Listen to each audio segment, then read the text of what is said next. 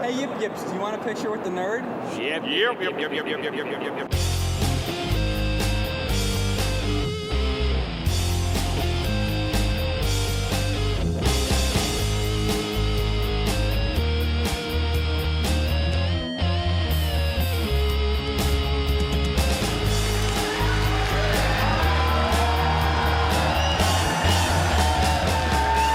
Happy 2013. No, it didn't. It's just all a figment of our imaginations. This is kind of like my New Year's celebration. I guess everybody feels the same coming to MagFest every year. So this is really just a way to start the year out. I'm excited about the new year. I think a lot of things are gonna get done. A lot of things are gonna happen. So. You know what's funny is that every time I come here, everybody asks me questions, but I was thinking to ask you some questions to start out. Who here has seen every AVGN episode? That's a lot of episodes. Who would win in a fight, Godzilla or Gamera?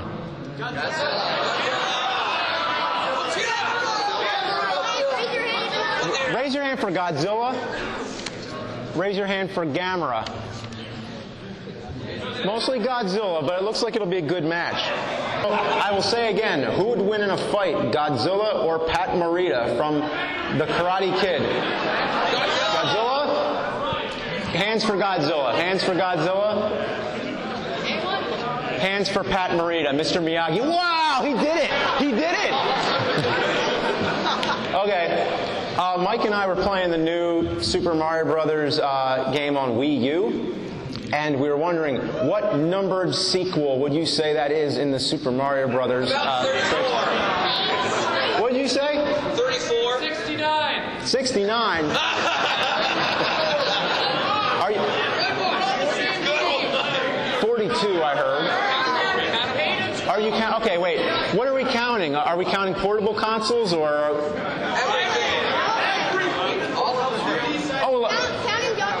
Like, oh yeah, and Donkey Kong, Dr. Mario, are we counting all those? Yeah. Wow. Well, say we did one that was like, it was just the Mario games that were, Good? Well, good, yeah, but the ones that were full adventures, that were usually side scrollers. Actually, I guess if you count the side scroller ones, that'll make it easy. Console side scrollers. Okay, we have Super Mario Brothers, Super Mario Brothers 2. 3. Super Mario Brothers 3. Super Mario World is 4, I think. Super Mario... Lost Levels. Well, I'm counting Lost Levels as 2, just for the sake of, argument. Number 5, I guess, will be Yoshi's Island. Right. Yoshi's Island 2. Mario Land 2. Yeah, but those are portable. Good point. So by the time you get up to, if you're going by that, when you get up to new Super Mario Brothers Wii U, which number do you think that would be? Like 7 or something? Or I think it would be like 12. 12? 9, I heard? The true Mario 64. Nobody knows. Nobody knows. Well, who's saying 9? I heard a lot of 9s. Not many. What's with the Colossus scream, by the way? I think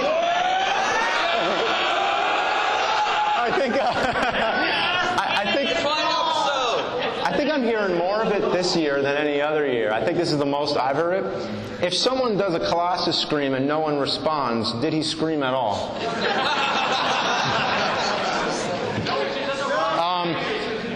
Do you have a favorite AVGN quote you would like me to reenact, or at least attempt to? I heard Silver Surfer. Which one from that? The die. Oh, Final Conclusion. Well, okay, I heard 2 of them. So there's the die. Let me see if I can even remember. Okay, you hit everything, you die, right?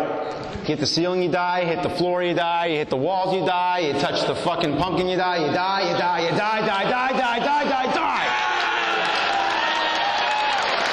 My favorite line is the sexual tyrannosaur line. The sexual tyrannosaur from the movie Predator. In Predator, it's, this stuff will turn you into a sexual tyrannosaur. But in the AVGN episodes, this game is a real man's game. This game will turn you into a sexual tyrannosaur, like me. You raise your hand. What do you have? When you were describing football on the Atari. recent. I can remember that.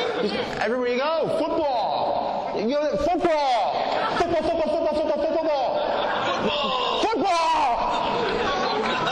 Close enough. Describing how awesome Street Fighter 2010 was going to be. Oh, Street Fighter 2010. This is going to be like street fighting in the future. You're going to be throwing sonic booms on the moon, Hadoukens up Uranus. Fuck Street Fighter 4. This is Street Fighter 2010. Hey. The part where you have your multiple personalities arguing with yourself? Was that in Nightmare on Elm Street? Yeah. Yeah, with all the clones. Okay, so it was something like, the hell with that shit. The hell with that damn shit. The hell with that damn fucking shit. The hell with that goddamn motherfucking bullshit. Hey, relax. It's okay. And then, hey, I know what we'll do. Let's throw the game out the window. No, let's be more original. I say we take a shit on it. Well, good. Do it. Empty your ass all over it. But I don't gotta take a shit, though. Who's gonna take a shit? You gotta take a shit. You gotta take a shit. I gotta take a shit. Then take that shit. Hey. Friday the 13th. Game over. Game over. All right. Well, the game over screen of Friday the 13th says, you and your friends are dead. Game over. But I think they should have gone a little further. They should have been a little more mean. They should have said, game over. Your friends are dead. Your family's dead. Your mom's a fucking whore. Your pets are being skinned alive. You're going to hell. Live with it. Game over. And the whole world hates you, too. I forgot that one. What? The hippopotamus one. Do you know how many times it took me to say that? Okay. All right. How does it start? This is from Crazy Castle, by the way. All right, I'm done with this shit. I'd rather press my face up against the hippopotamus's butt while a muck spreads. That's when a hippo takes a shit. Rather than allowing the shit to drop from its anus, it presses its tail against its ass crack, waving it back and forth, shredding the shit all over the place. That's as much fun as this game is. Like putting a turd in a fan or a bandsaw. You just don't do it. All right, well, somebody took off their shoe and is waving that, so I'm going to go with you. What's up? Yeah, it did. Well, it's not finished, but it got filmed. Yeah, well, independent films take a long time. It's crazy. Yeah, we filmed that in like 2010, I think it was. It was like in the winter. I remember it was cold, and I remember they had their trailer out even before I was involved. They did the trailer on 9/9/09, 2009. Yeah, they have a rough cut now, and soon, hopefully, they're going to be bringing it around to conventions and stuff. So I can't speak for them when it'll be done, but maybe this year or something. So, yeah, independent films, they take a long time. Hey, what's up? Hey, expressing your distaste for Teenage Mutant Ninja Turtles. Okay, the NES one? Yes. All right, I guess I'll end with that quote. If I can even remember it all the way. This game is diarrhea. You can just walk over it. You can just walk over it. You are scum.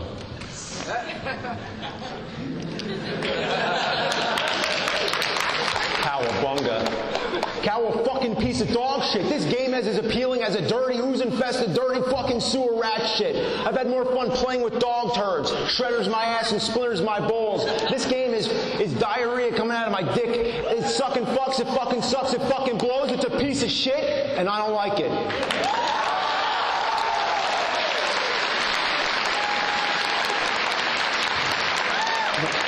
Okay, tomorrow at 11 a.m. I'm planning to show up at the Child's Play charity auction because I have a bunch of old stuff I'm going to get rid of there. I have a box of some things. I'm going to sign some NES zappers and stuff like that. But I also brought the helmet from the Atari Sports episode, and I got a bunch of people to sign it. So we have signatures on it, Brett Vanderbrook and Stuttering Craig and a bunch of other people on it. It's really cool. And I think that's it. You know what I'm going to do now? You know how the nerd always reviews a game and always says, you know, this game is so bad, I can't even explain it. You have to play it to know because it's usually something in the controls. I'm going to dare you to play a game right now. All right, try me. Let's start up the games right here. Oh boy, here we go.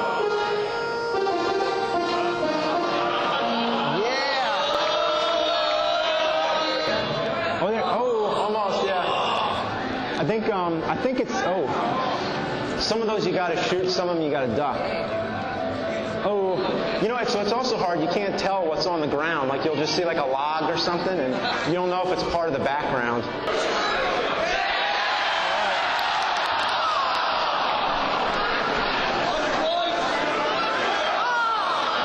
I'm just gonna press shoot. Just keep on touching me. Yeah, all right. Shoot stuff.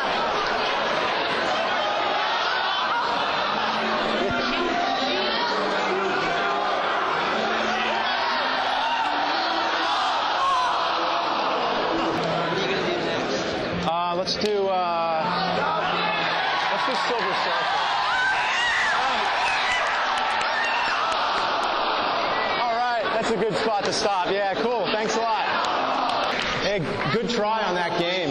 We think a lot of the controls might be a little delayed, or there might be a delay on the projector though too. But that's a pretty hard game to start off with, and actually none of these are easy because this one here.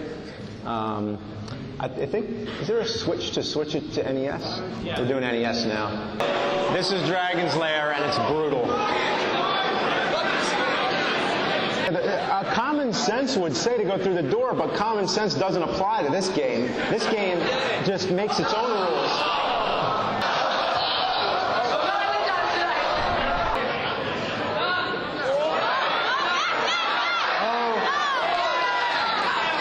Watch the door. You gotta go back, yeah. It's the, oh yeah. Oh, you're on the right track though. Okay, we need the gorilla costume. We need the gorilla. That's next. Let's do Top Gun? Top Gun. Top Gun, all right. All right, here we go. Here we go. Go up, go up. Up, up, go up, go up. That's just right there, right there. Down, down. There we go. Oh! Good try. All right, good try. Yeah.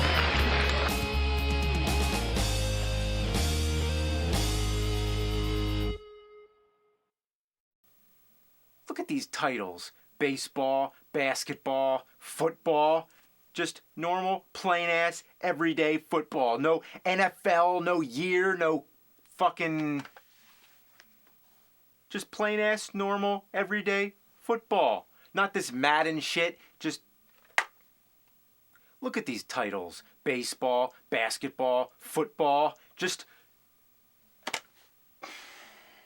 Every day, no question about it, not named after a player, not named after a year, NFL or... Ugh. No NFL, no year. No NFL, no year. One compound word, it's motherfucking goddamn sons of bitchin' fucking football. One compound word, it's motherfucking goddamn sons of bitchin' fucking football! Ugh.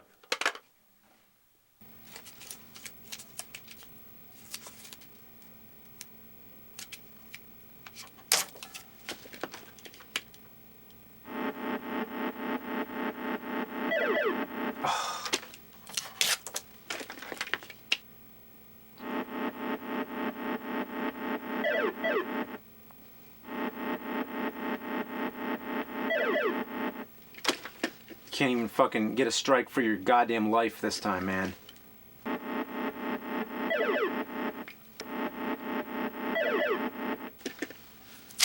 This is the shot from hell.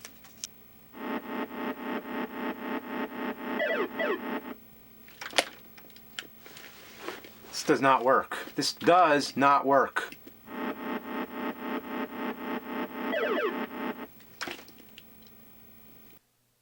I mean the kind where they slam into each other like a bunch of... I mean the kind where they slam into each other like a bunch of barbarians. Ugh! Ow. Fuck. Oh.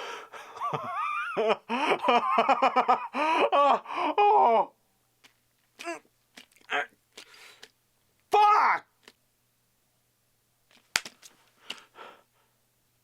All the years since, I think it's obvious to say that sports games have gotten better. And if that's the type of game you enjoy, then game on. And if that's the type of game you enjoy, then game on. Maybe you're the kind of person who remembers the same... Ah!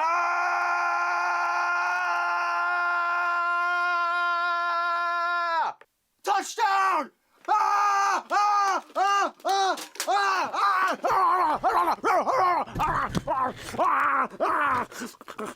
What is it with football? It's everywhere. Everywhere you go. Football, football, football. Football, football, football. Everywhere you go. Football, football, football, football. Sunday football, Monday night football, Thursday football. Football, football, football. Everywhere you go. Football, football. You go here, football. You go there. Everywhere you go, football. Go there, football. Football, football, football. Everywhere you go, football, football, football. Monday football. Everywhere you go, football. Go there, football. Football, football, football. Everywhere you go, you can't fucking... It's just... Like, what the fuck? Sunday football. Monday night football. Thursday football. Football on Thanksgiving. Football on Christmas.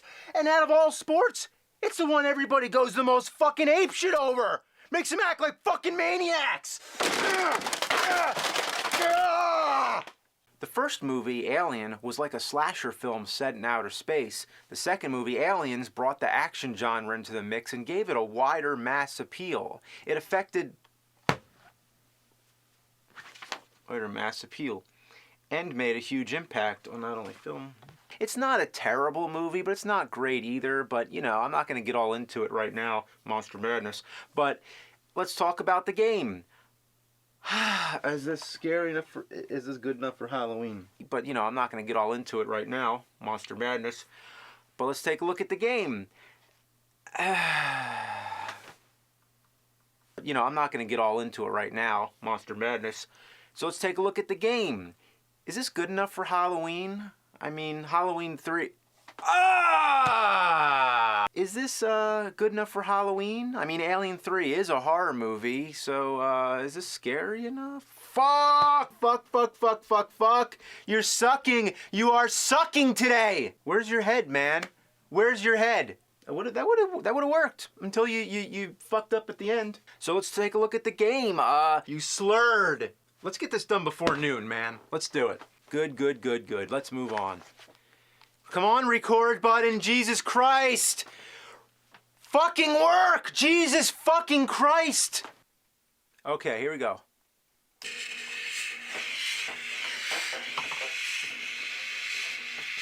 It's like a time capsule of 1992, one that should have been left floating out in the void of space where it would hopefully land on a prison planet of other bad games. But no, I had to find the capsule and open it up. Like, the game put them there as a tease. You want that? Yeah, yeah, yeah. You want that? You want that? Yeah, you're not getting it. Fuck you. All right, these are the sounds for the ending in case I fucking forget.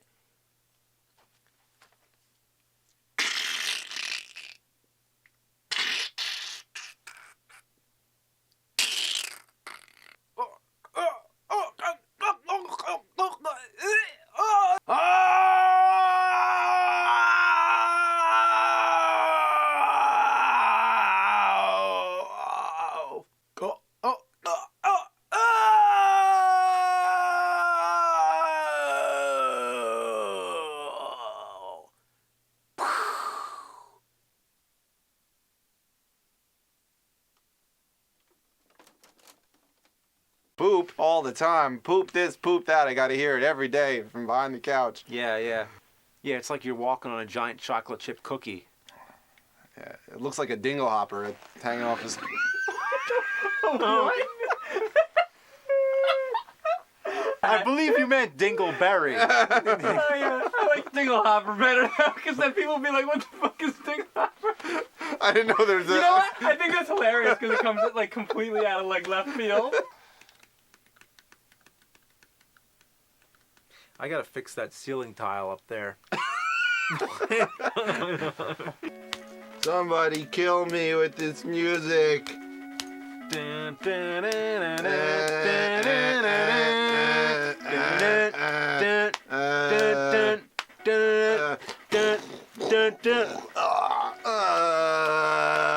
Getting the tank on this level is pointless. The layout is not suitable for it. Look, I'm stuck in the water and I can't get out. Tank in the water, God fuck damn it. You pink motherfucking tank.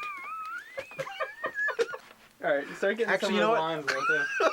You know what actually help? See, if you guys laugh too much, it's gonna be hard because I'm laughing. I know. Don't worry, I'll do it. I just need to remember this. You know what I'll do? Stop, scrotum time. Either that You chair or a got a drum scrotum stool. gun in your pants, or you are just happy to see me. I don't know. I just ate a banana. Right, you put the laptop right on here. Bananas are healthy. How did I get off the subject of the scrotum gun? I got a banana. No, I think that's something in your pants. Oh, you're happy to see me. Happy to see me. Happy to see me. Yeah, it could build into a chorus if you I like. like the scroll. It's too bad that works. Happy to see me. Happy to see me. Happy to see me. Happy to see me. You are happy. Happy to see me.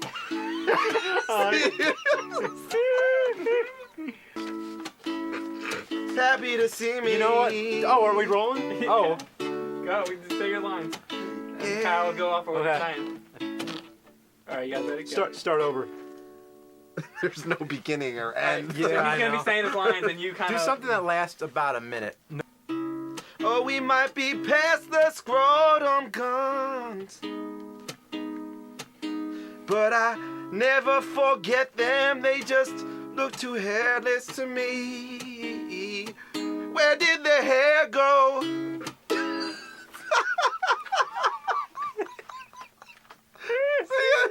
I told you. That's the chorus. Yeah. Where did the hair go? Yeah, it's good. It's good. See, I won't remember this stuff. You'll have to I know. remember what I'm saying. That's why we're Just getting remember it. hairless scrotum. Are you happy to see me? Happy to see me. If none of this makes sense, you could just like edit all the weird things That's together. what I'm trying to do. Where did the hair go? Sing it with me. Where did the hair go? Where did the hair go? Where did the hair go? I'm gonna sing this song like it's something I really believe in because I just so happen to really believe in scrotum guns. Yes, I do. Quiet, we're gonna get quiet now. Here goes. Where did the hair go? It was taken off by some cream that women put on their legs and it just makes the hair melt away. Where did the hair go? I forget what that cream is called. Where did the hair go? Where did the hair go? Where did the hair go? Where did the hair go? Where did the hair go? Did the hair go? Yeah, yeah. Where did the hair go?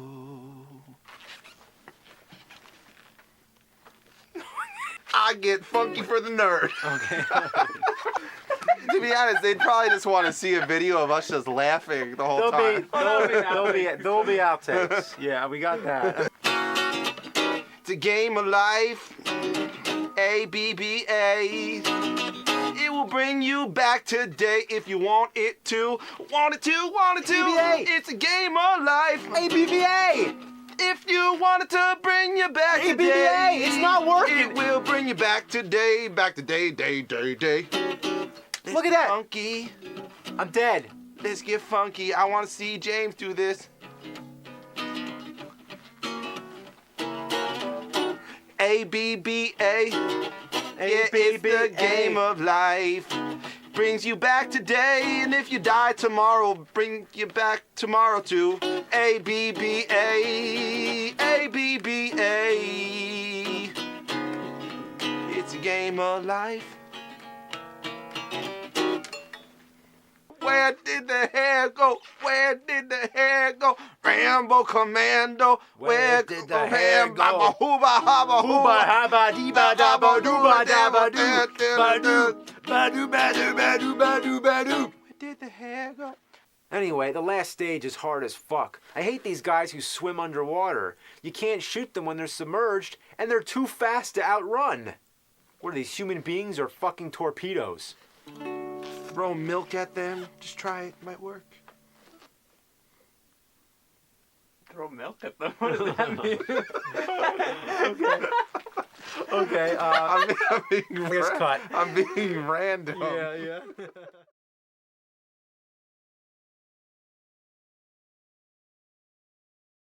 I've never seen porno, but I've heard about it. Nah. I hear it's really interesting. It is. Actually, it's but filth. no, it's disgusting. It's disgusting, nerd. Well, anyway, But I don't speaking think of we did that, right? disgusting... We should do that again. Yeah, that's right. Yeah, it's the first time we've had a creator here in the actual room. Wow, and creator has the word creature associated, so maybe there's a superhuman creature of superhuman size and strength. Yes. You know, And this is now- exciting being around here. I feel like You like this? it's like the old days when we used to, after I did the lap dances at the Manhole Club, we'd go in the back room for all the VHS kind of summer men, summer women. But let's get back to you. All right, well, anyway, we got some filth here that you got to try out because you just need to feel the pain and suffering of every child in the early 90s inadvertently caused by your creation. You got to do it.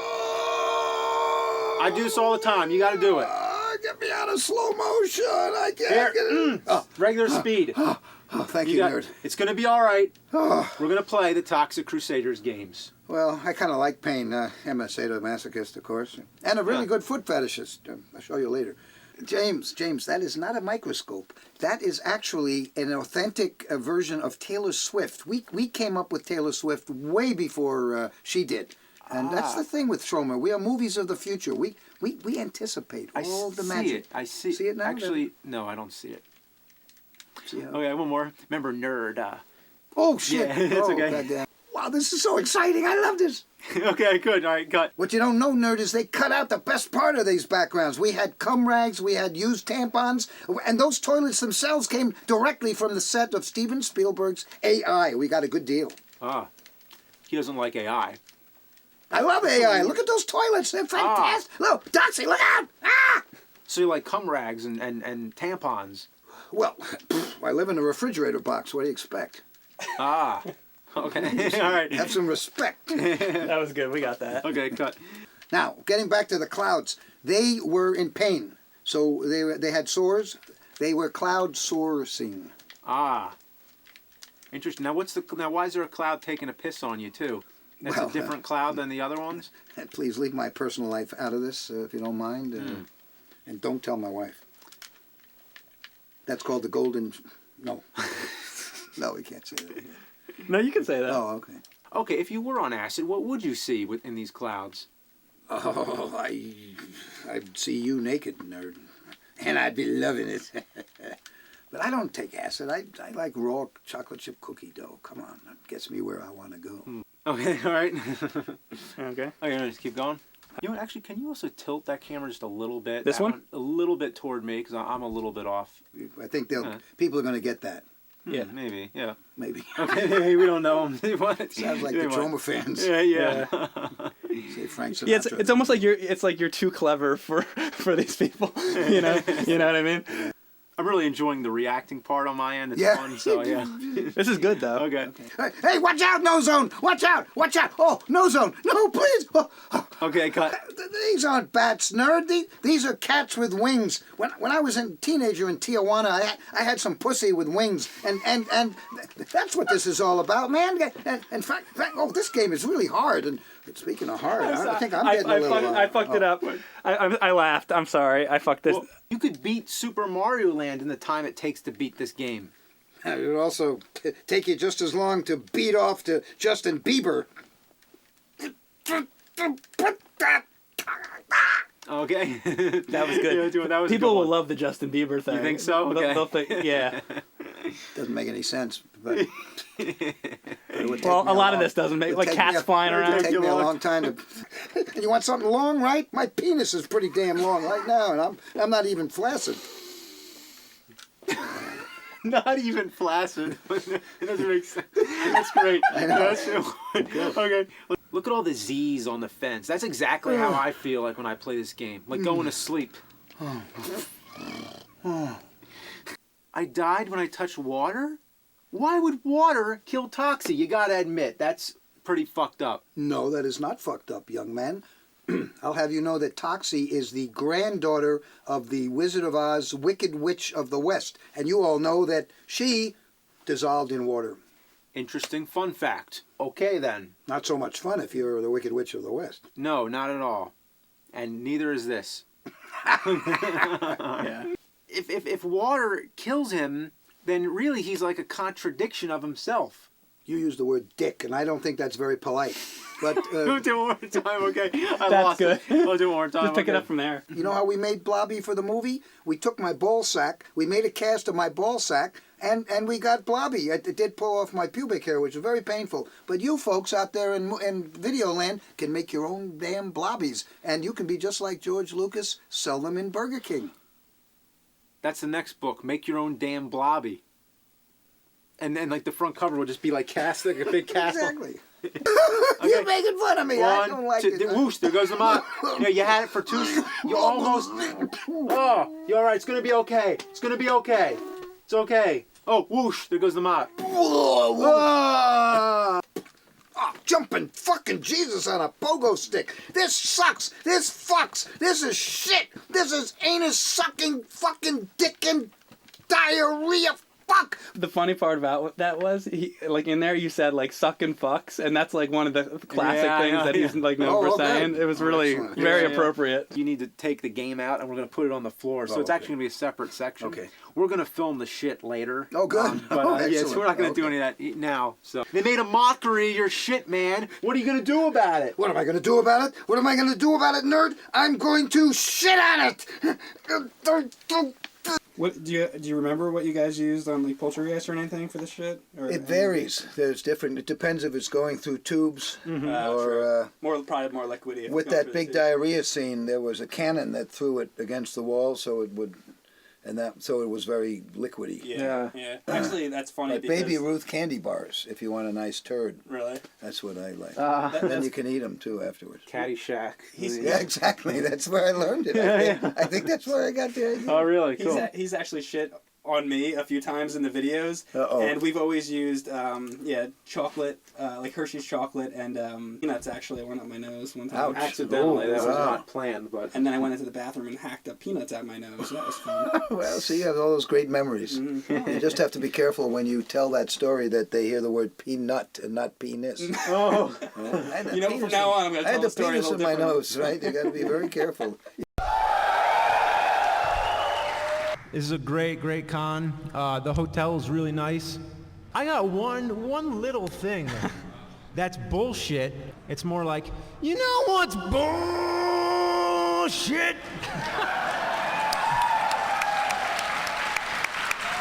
What is bullshit, James? The lock on the bathroom door. Instead of a bathroom door, it's like these double closet doors with this weird little round latch. We couldn't figure it out. Here's a novel idea. How about a regular door? That would be nice.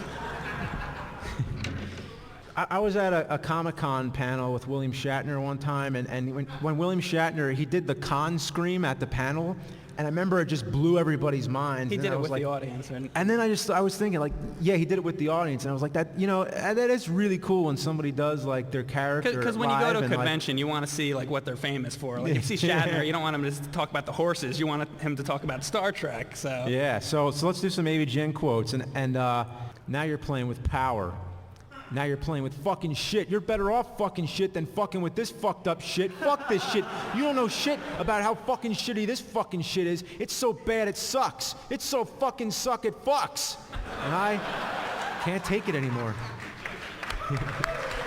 It's like you touch the top of the building, you die. You touch the ceiling, you die. You touch the floor, you die. Too far to the right, you die. Too far to the left, you die. You die, you die, you die, you die, you die, die, die, die, die, die, die, die, die.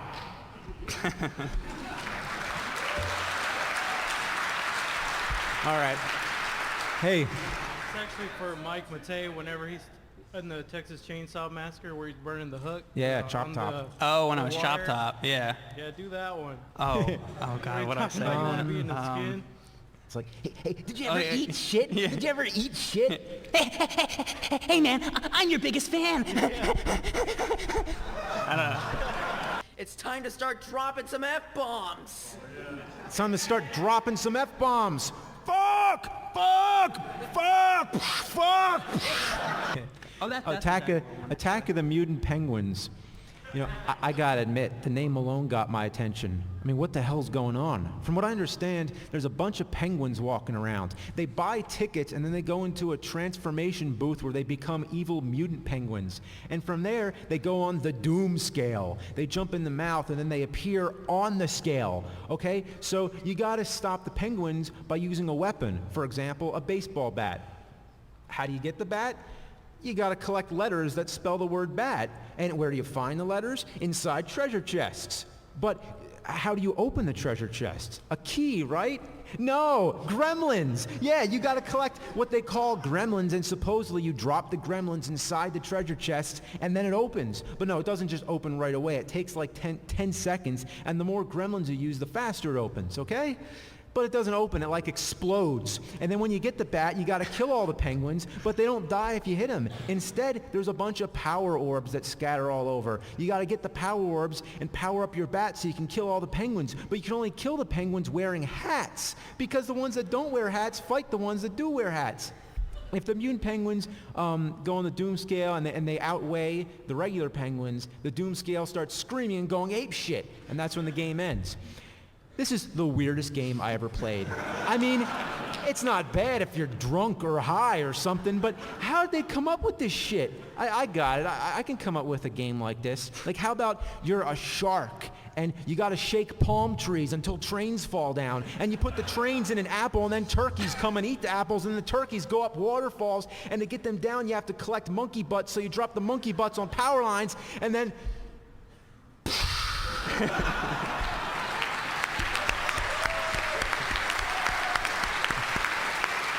The Blizzard of Balls quote from the Winter Olympics. This game is a blizzard of balls. It's a catastrophe of ass. That's all I remember right now. How all the sports game cartridges on the Atari 2600. Atari Sports? You know, on Atari 2600 sports games, it was just baseball, basketball, football. That's what they were called. Not all this Madden shit like Madden 93, Madden 94, Madden 95, Madden 96, Madden 97, Madden 98, Madden 99, Madden 2000, Madden 2001, Madden 2002, Madden 2003, Madden 2004. Who the fuck is John Madden anyway? I mean, he doesn't even look like an athlete. So on Atari, you just got plain ass, normal, everyday, just football. Just plain ass, normal, everyday, no question about it, no NFL, no year, not named after a player, not named after a coach, not named after the referee's pet goldfish, no quarterback, dime back, nickel back, simple, ordinary, unembellished, unmistakable, crystal clear, as frank as Frankenstein, as blunt as an atom bomb, one compound word, it's motherfucking goddamn sons of bitch and fucking football.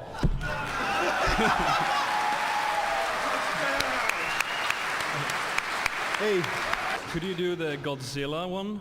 Where you name all the different monsters? I'll try, yeah. Oh, we came prepared. Look at this. Yeah. Wait a minute. It starts up on top. All right, okay. So I'm playing the Godzilla games, and all of a sudden, I play one of the newer ones. The Xbox and, one, yeah. And they're so much better. I'm like, where was I when these games came out? God damn it. I was born too fucking early. Instead, I had to grow up with these miserable pieces of shit fucking anal jugs. These games suck Baragon's sweaty ball sack. I'd rather get an electrical shock from sucking Mechagodzilla's mechanical wiener. These games are shit drizzling out of the smog monster's rancid putrid a-hole and then being swallowed and barfed up by Anguirus while I lay on his spikes getting Gigan's buzzsaw up my ass while Desodroya dumps his diabolical diarrhea all over my face. Man, it's just a bunch of fuck. It's a pile of cunt, fuck, shit, fuck, cunt, fart. God damn it. I just said fuck from the bottom of my heart, and I said every curse word that there is. You know, there's nothing left. So, you know what? Somebody's got to invent a new curse word. I think I got it. These fucking games are... Skunt! Oh yeah! It's that bad! I'm not sure which exact quote it was, but there was one from Less Than Unlikely at the end. If they would, the game is so broken to begin with. If they would have had a sequel, it would just be like the game starts up and then Lester just trips over and farts and that's it, and it's game over. And the third game, like nothing even happens. You put the game in and it just says game over. That's it. And then the fourth game, you put it in the console and the console just explodes. And then the fifth game wasn't even a game, it was just a nasty bag of shit that said Lester the Unlikely 5 on it. Ugh. Oh, and isn't the sixth one like some special like disc that's made out of like elephant feces or something? Yeah. Like it's some new technology. All right, Dick Tracy. This is the reason why Game Genie was invented. I've been playing this game for almost 20 fucking years and I still can't get past the first stage. So why am I still trying? I don't know. I'm just a sucker for Dick Tracy. A sucker for Dick. That didn't sound good. But anyway, I'm going to tell you right now, anybody would have given up on this game had it not been for the name. They made one of the most frustrating games of all time. They took the name Dick Tracy and they slapped it on the cover just like slapping their own greedy dick. Well, if this game is Dick, then we were the balls. And you know what? I really wanted to give this game a chance because I liked the idea of finding clues and figuring out where to go like it made you think like a detective. But one life? No continues? Like seriously, give me a reason why there's no continues. Why are there no continues? Why are there no fucking continues? Back to Future Trilogy. This is a good one. Okay, why did LJN have to make every NES movie adaptation? Couldn't they have given somebody else a try? No, they wanted to incorporate the entire spectrum of awfulness. You know the LJN rainbow? Purple for putrid gameplay, blue for bad musical abominations, green for graphical farts and garlic, yellow for piss-poor lack of loyalty to source material, orange for aren't you a fucking idiot, and red for high-stress, anger-inducing masochism. Put that all together and you get all the colors of the shit rainbow. Hooray, LJN. Your end rants from the end of your Teenage Mutant Ninja Turtles review from the NES, starting with Cowabunga. Cowabunga. Cow a fucking piece of dog shit. This game is as appealing as a dirty, ooze-infested, dirty fucking sewer rat shit. I've had more fun playing with dog turds. Shredders my ass and splinters my balls. This game is diarrhea coming out of my dick. It's putrid anal fecal matter. It fucking sucks. It sucking fucks. It fucking blows. It's a piece of shit. And I don't like it.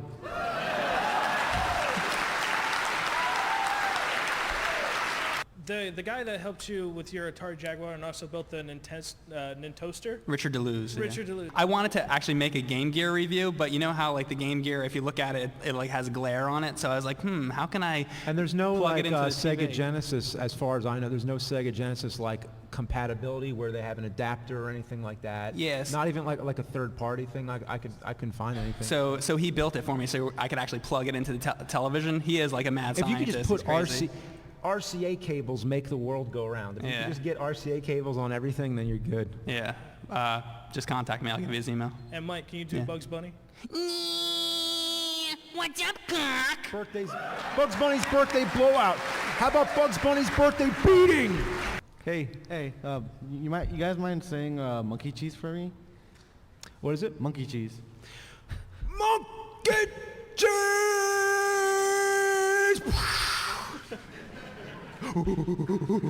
Shit pickle, shit pickle, shit pickle, shit pickle. How you guys doing? Good, I've how you actually doing? got a question for both of you, and the first goes out to Mike here. Yeah.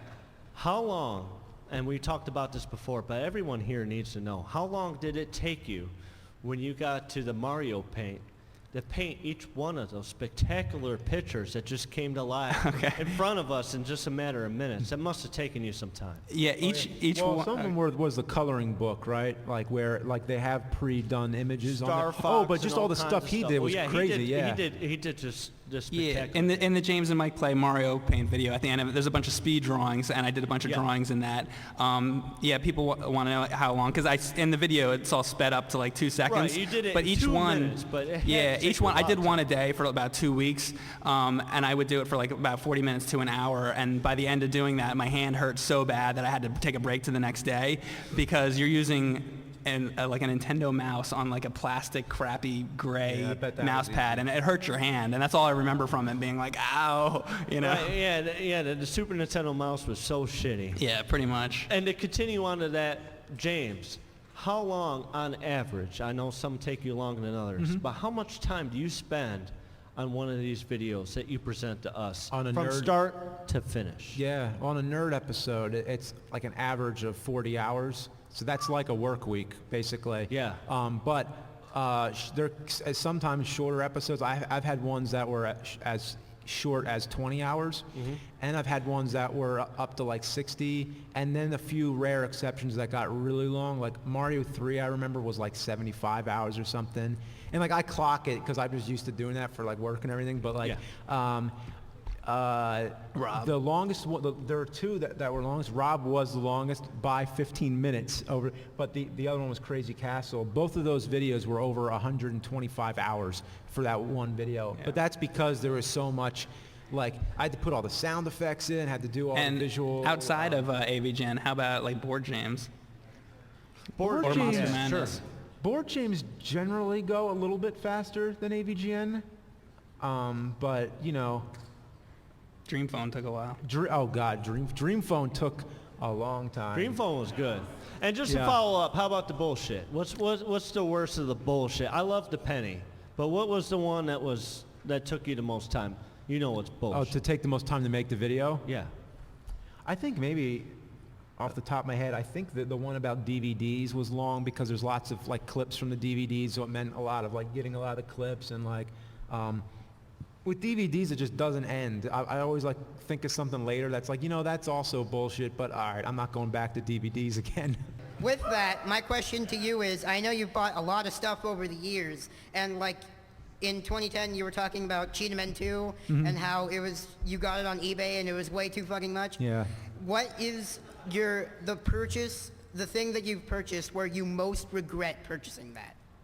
Like it was too much money, even though the game's really rare, you're saying, but it was just so bad. And it's like you buy it and then you're like, I shouldn't have done that. I shouldn't have bought that. Well, the thing is, I always make a video about it, so it works out. But like, that's very true. Because it like sometimes some of the rarest games are also some of the worst games, and that makes them the most expensive. So. Like there's the Panavision NES games; those are really pricey. Well, you don't have those. I don't have those because to me that just wasn't worth it. But if it's something like, I remember the most I spent on a game, or like one of the first times I spent a lot on a game where I was like, holy shit, was actually Super Noah's Ark 3D. But which actually isn't that much looking back. It was like $50, but Don't you have one from Bible Games 3, the Caltron? Caltron 6 and 1. That was expensive, That wasn't was it? expensive. But I remember one of the other ones was the Halloween Atari 2600 game. And that game, it was like $80 or something. But I remember when I got it and realized that it doesn't even have a label. Like they just wrote Halloween on it. Yeah. I was just like, wow, this is just the biggest piece of crap. But I had to do it for the video because I wanted to show that it was the biggest piece of crap. And, show that the game doesn't have a label, that Because that's what they did. They just, instead of printing out labels, they like just wrote it with a marker. I think it originally did have the some of them do, Yeah. some of them don't. That's like when what they I first heard. started printing it, the Halloween game had the label, but then after a while, I guess they ran out of labels, so then they just started like writing on it. Yeah. Basically, that's cheap. And it was like misspelled sometimes. And like, was it? Yeah. At least they use an orange marker, so it's Halloween. But you know. How did you get in contact, and how was it working with Lloyd Kaufman? Lloyd Kaufman was awesome. Yeah, he saw the movie trailer on YouTube, and he got in contact with us or with James. Isn't he in the movie now? From what I heard. Well, we'll see. Yeah.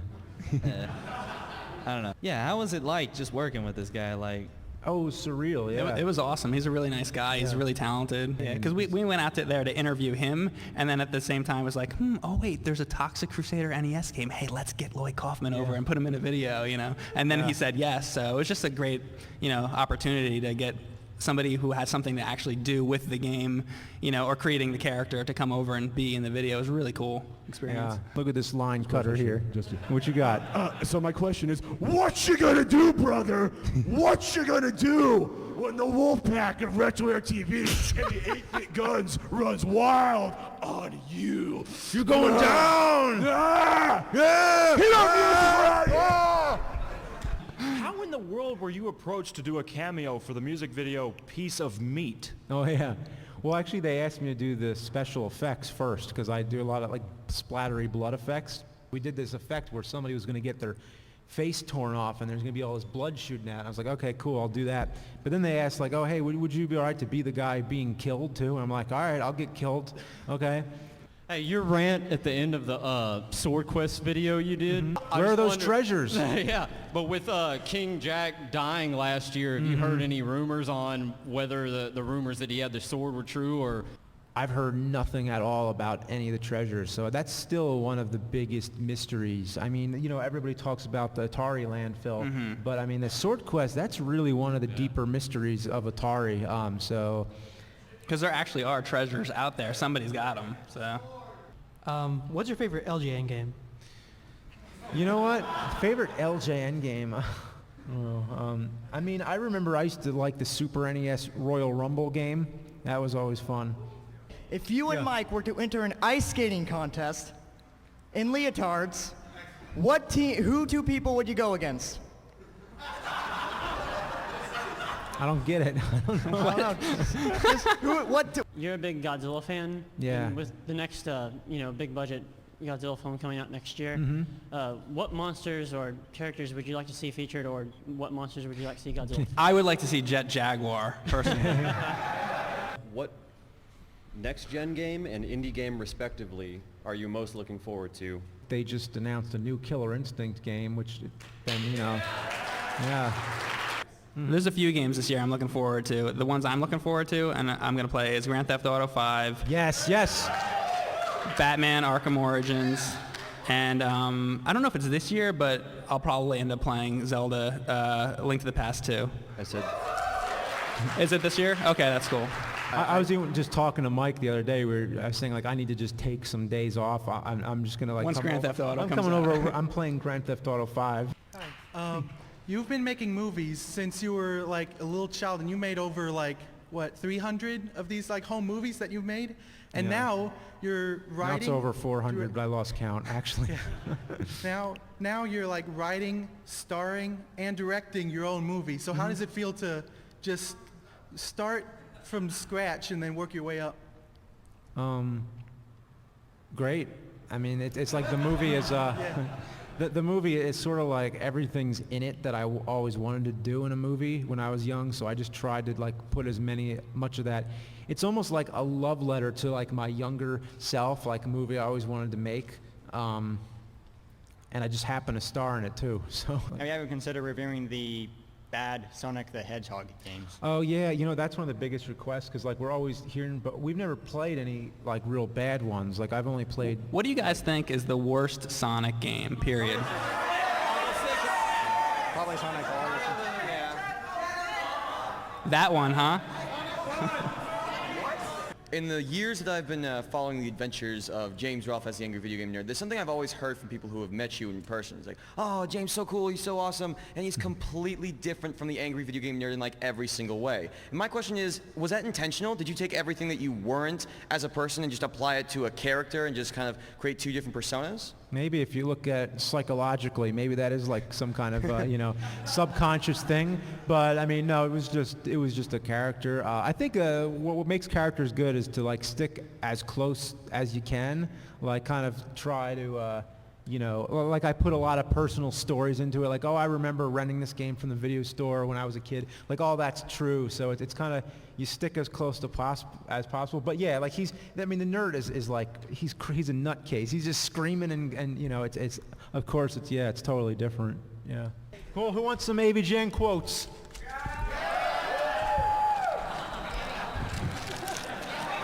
And that's the panel, thanks everybody. Thank you.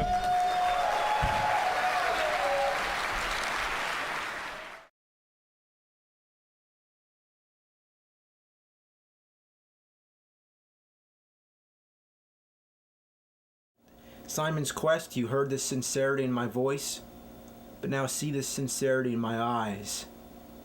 This game is fucking horrible! It's fucking horrible!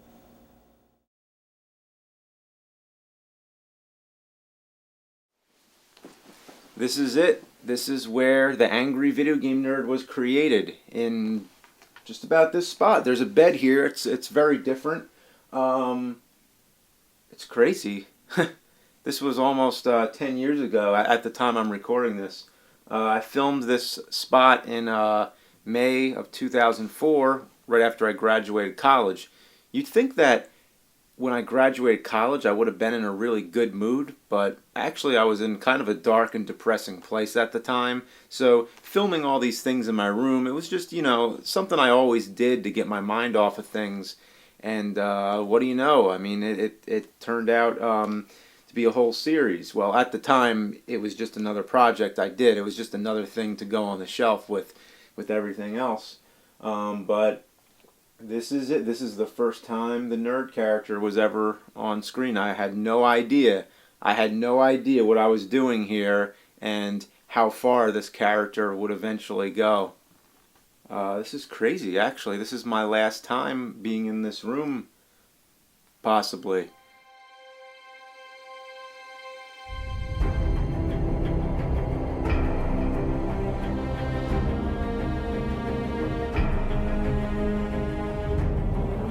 God.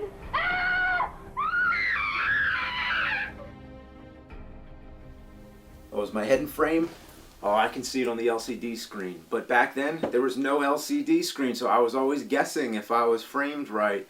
And that's what I was always doing here, was just filming myself, all by myself in my room, making movies. Too many movies to even count. Who's yelling Barney?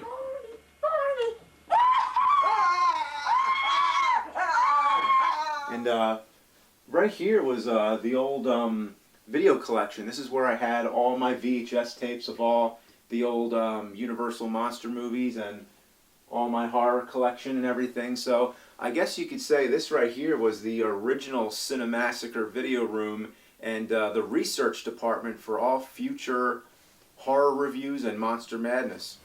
Ah, yes, all the videos. All the videos I'll ever need. Yeah.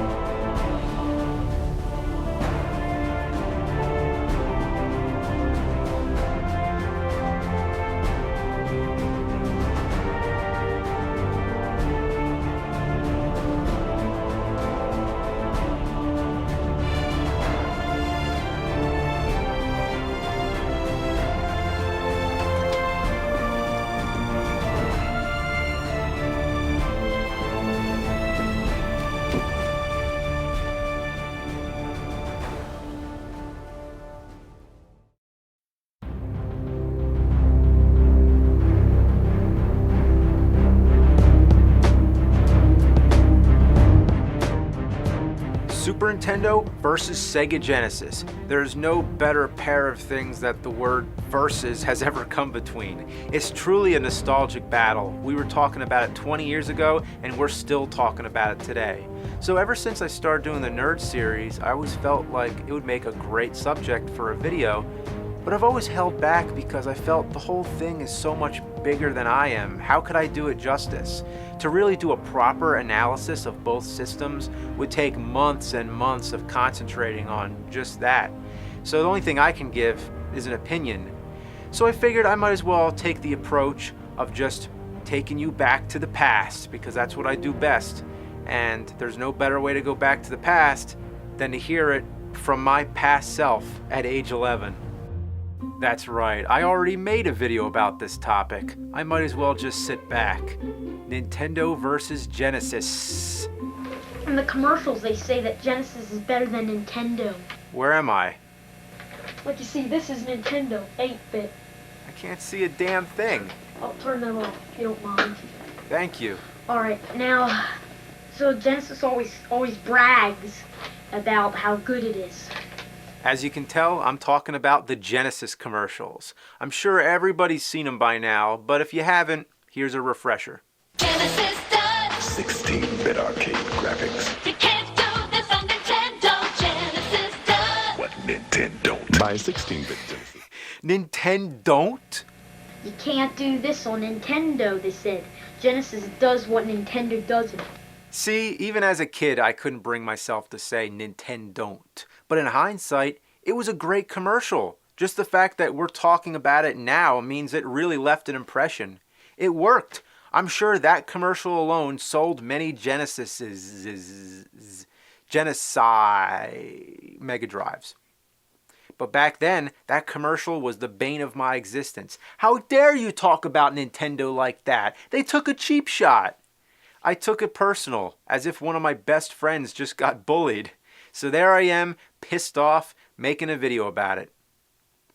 I guess nothing's changed. So, little Jimmy, tell us why the Nintendo brand is better than Sega. It has more games, like, wait a minute. Wait right there. Okay. Well, some pocket video games. Wait. Actually, this is from Tiger, but it got the ideas off of Nintendo's Simon Quest, and they got Double Dragon. Wait. If we're talking about great classic games made by Nintendo, how about Super Mario Bros. 3 or something like that? But no, the Tiger handheld version of Simon's Quest? I still have it. Nintendo has posters, like, here's a Nintendo poster. Ah, take that, Sega. Nintendo's got posters. And Nintendo has guidebooks. You mean strategy guides? Here, see Nintendo guidebooks? Or Nintendo Power. These are Nintendo characters. Look at these awesome labels for the controllers. I still have those. And they are awesome. The Power Gun allows you to shoot at characters on the Nintendo screen. That's the Zapper, but they should have called it the Power Gun, like the Power Glove and the Power Pad. Well, the Power Pad. Yeah, you got it. Giant controller. Okay, you got that? Reasons why Nintendo is better than Sega. Tiger handheld Simon's Quest, posters, guidebooks, characters, controller stickers, Power Gun, and Power Pad. Boom! In your face, Sega! Obviously, I was showing a lot of faith to the Nintendo brand. I was what you might call a fanboy. But in truth, I was envious over the 16-bit glory of the Genesis. The graphics they showed in that commercial, you couldn't do that on Nintendo. Wrong. You can do that on Nintendo. Oh yeah. They invented a Super Nintendo with 16-bit graphics. Now that's what we're talking about. The Super Nintendo felt like Nintendo's answer to Sega. But did the battle stop there? Nope, it only started. In the commercials, they keep bragging about Genesis. They said that Genesis is even better than the Super Nintendo, but they're both 16-bit.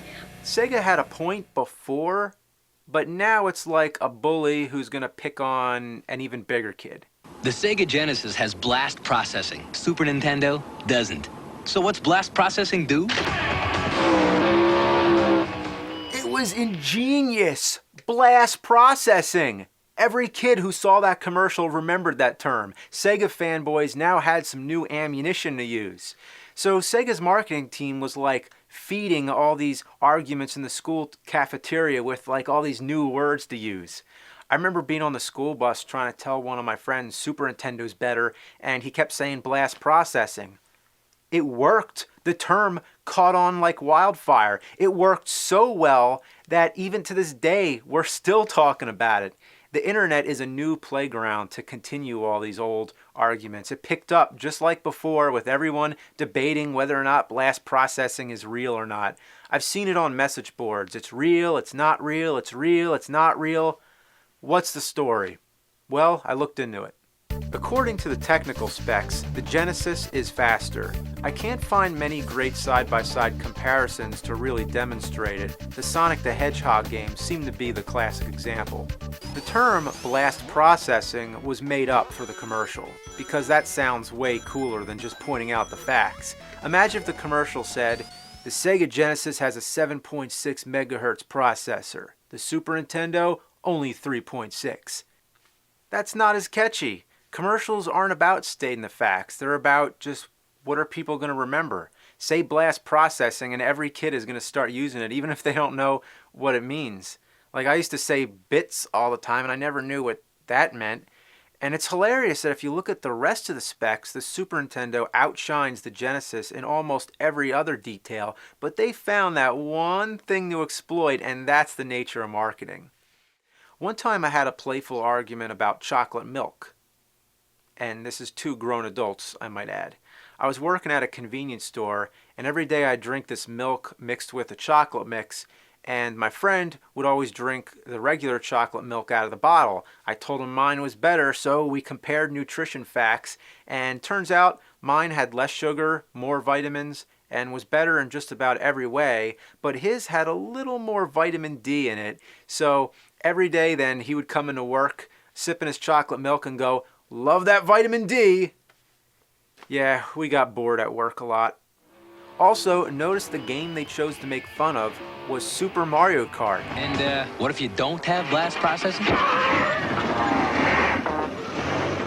Have you played Super Mario Kart? That's a great fun game. So they're comparing it to Sonic just to show how much faster the Genesis is. But what are we comparing here? Vertical speed versus straight-on racing? It doesn't scroll as fast because it's a totally different kind of game. I'm looking into it way too deep, but the point is it's another marketing strategy. Make your product look as cool as possible and make the competitor look like crap. It's easy. I'm going to make my own Genesis commercial right now.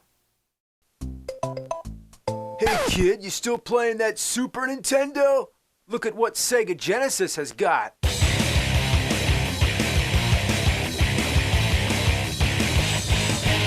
And Super Nintendo has got this.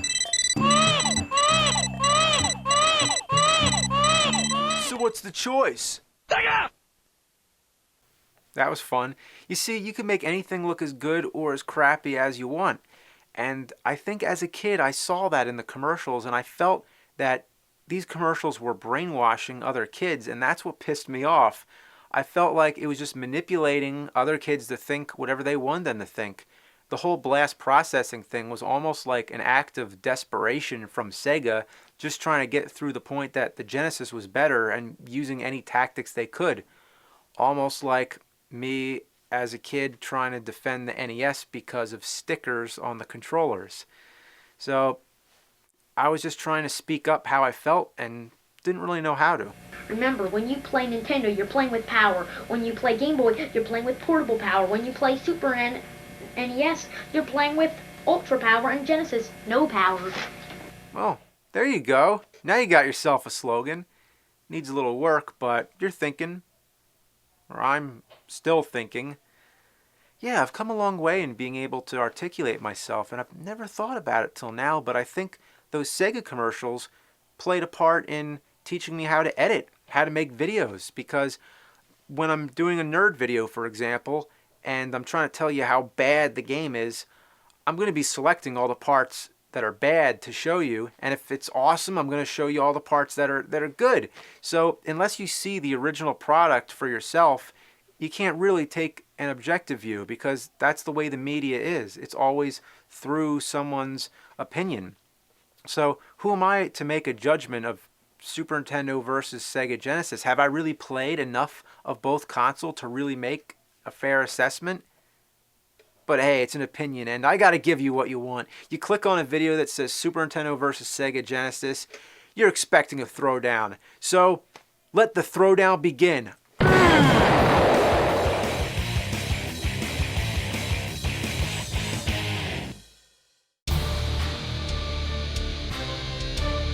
Let's start with the most obvious, the look of the console. The Genesis has a more modern shape. It looks cool. The Super Nintendo looks like a blocky kid's toy with purple switches. And for some reason, lots of Super NES consoles turn yellow over time. I don't know why, maybe everyone pisses on them. I don't piss on mine, and it's one of the best aged Super Nintendos I've ever seen. The Genesis looks more slick, not counting all the different models and all that crap that gets attached to it, just the original. Winner, Genesis.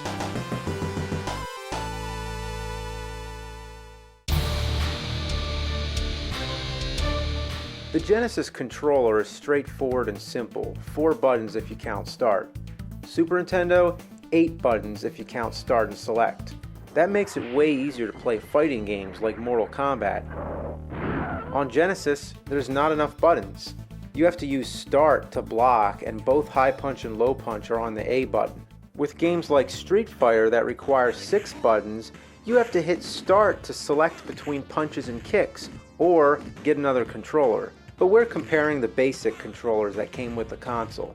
The Super Nintendo has all the buttons you need in all the right places. I can easily press L or R, and my thumbs are still free. In a Mario type game, I can hold down Y to run and push the rest of my thumb onto B to jump. It helps that the buttons are all on an angle. On Genesis, they're all in a straight line. I have to hop my thumb back and forth. The Super Nintendo feels more comfortable. That rounded dog bone shape fits in your hands perfectly. I guess one plus about the Genesis is that you can plug in an Atari controller. That's pretty cool, right? Winner, Super Nintendo.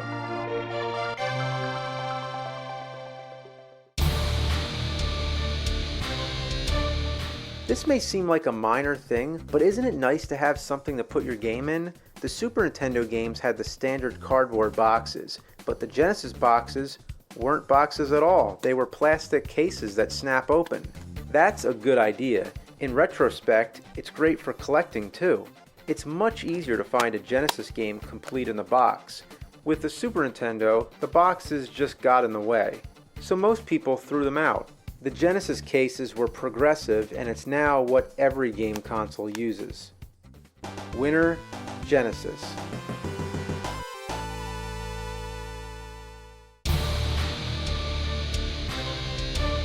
Being able to play your old games on your new console is a great feature to have. The Super Nintendo had the Super Game Boy, which allowed you to play your Game Boy games. The Genesis had no such adapter for the Game Gear, although it did have the power-base converter, which was for playing Sega Master System games. This was an official contraption from Sega, but Super Nintendo had an unlicensed version of the same thing called the Super 8, which played NES and Super Famicom games. That makes things pretty even, but thanks to the Super Game Boy, the winner is Super Nintendo.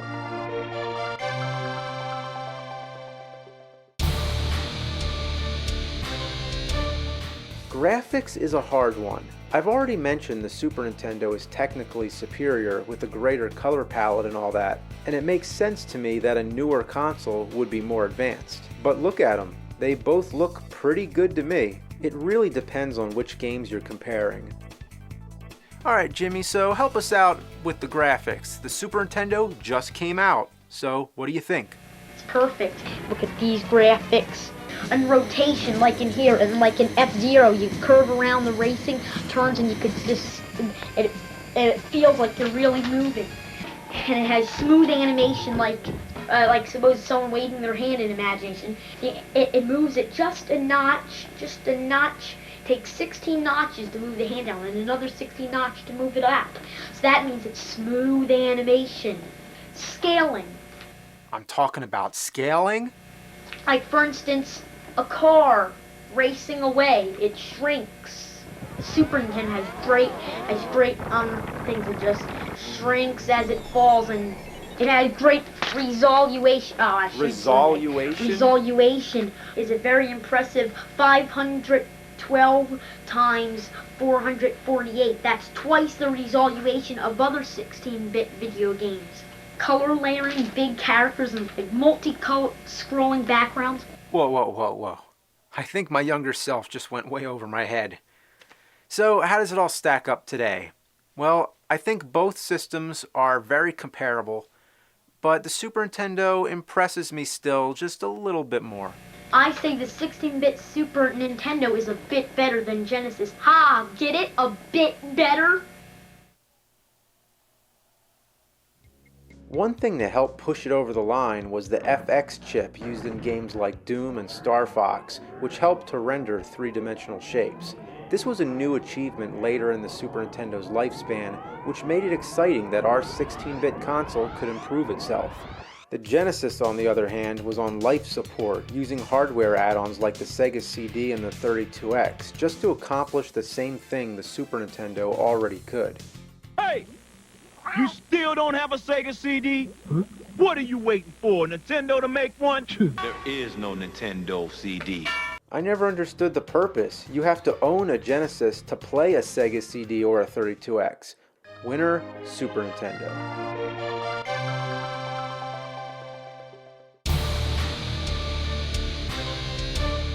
When it comes to sound, there's no question about it. The sound effects on the Super Nintendo were far superior.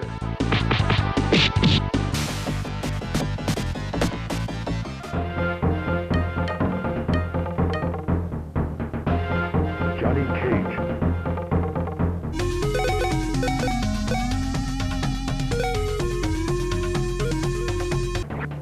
Come here! Get over here! And the music on the Super Nintendo just got me so pumped up.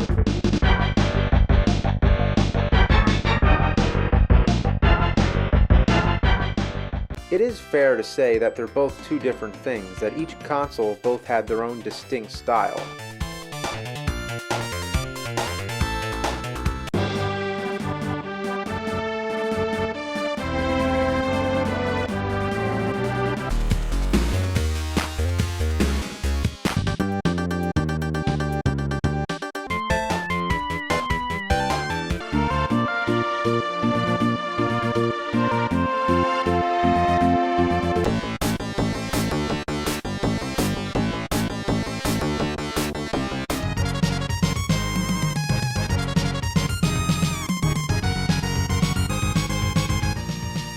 I will say, as much as I love the orchestral cinematic sound of the Super Nintendo, I also love the gritty heavy metal sound of the Genesis too.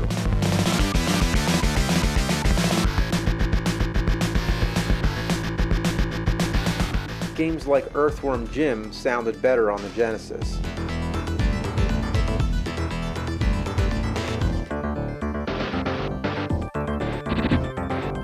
So there are exceptions, but most of the time, the Super Nintendo rocks the competition.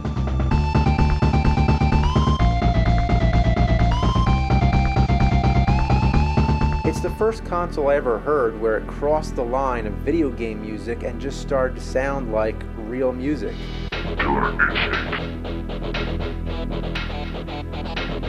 The Super Nintendo has some of the greatest video game themes ever.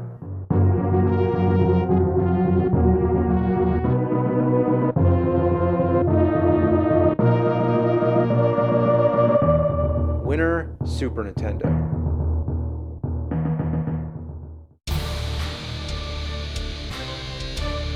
Both consoles had a great library of games. Genesis had Altered Beast, Moonwalker, the Shinobi games, Strider, Toe Jam and Earl, and the best version of Ghostbusters that existed back then. Super Nintendo had Pilot Wings, the Mega Man X games, and the best version of SimCity around. A lot of the same games that crossed over to both consoles came out almost the same and are hard to compare. Aladdin is an example where both versions are completely different from each other. In this case, the Genesis version is way better. All the Konami games are different, such as Ninja Turtles. Genesis got the Hyperstone Heist and Super Nintendo got Turtles in Time. These games are similar, but you can't beat Turtles in Time. Genesis got Contra Hard Corps, while Super Nintendo got Contra 3. Again, both are similar, but on the Genesis version you could choose to play as different characters, including a wolf, and it didn't have that annoying overhead stage like in the Super Nintendo version. What were they thinking? Genesis got Castlevania Bloodlines, while Super Nintendo got Castlevania 4. Both are great, but Castlevania 4 blows my mind with its smooth control and creepy graphics. One of my favorite games of all time. Adventures of Batman and Robin. Both versions have awesome graphics that resemble the animated TV series that it's based on. But the Genesis version just nails it this time. It has the cutscenes that the Super Nintendo version's missing, and the stage graphics have a lot of three-dimensional depth. There seems to be a myth that Genesis is more of an adult console. That may be true that Nintendo seems to target younger audiences, but it's not all rainbows and flowers. All the hubbub comes from the first Mortal Kombat game. The Super Nintendo took out the blood and altered some of the fatalities. The Genesis version also didn't have the blood until you turn it on with a secret code. Starting with Mortal Kombat 2, Super Nintendo brought the blood back full on, so now it's a moot point. Super Nintendo had blood in Doom Troopers and in Doom, so there's no way you can say it's just a kiddie console. Even Nintendo's own branded game Super Metroid was dark in tone and overall badass. Both had their share of fighting games, but Killer Instinct, come on! It wasn't the same as the arcade, but it's still the best exclusive 16-bit fighter by far. The beat-em-up genre. Genesis had the Golden Axe games, Alien Storm, and Streets of Rage. Everyone always talks about Streets of Rage, but Super Nintendo had the Final Fight games. The first one didn't have a two-player option like the arcade, but they rectified that with the sequels. I don't know what it is, but beat-em-up games always feel more fun on the Super Nintendo. On the Genesis, they're a little bit clunky. On Super Nintendo, the action is smooth and it just feels right when you hit people. Genesis had more sports games, I'll give you that any day. You can keep your sports games, so if that's your thing, your console is Genesis. The RPG department, Super Nintendo just kills it. Final Fantasy III, which is actually 6, is one of the best games ever made. You can't compete with that.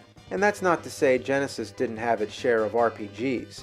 There was the Phantasy Star games, of course, but Super Nintendo also had Chrono Trigger, another masterpiece. That's a 1-2 punch.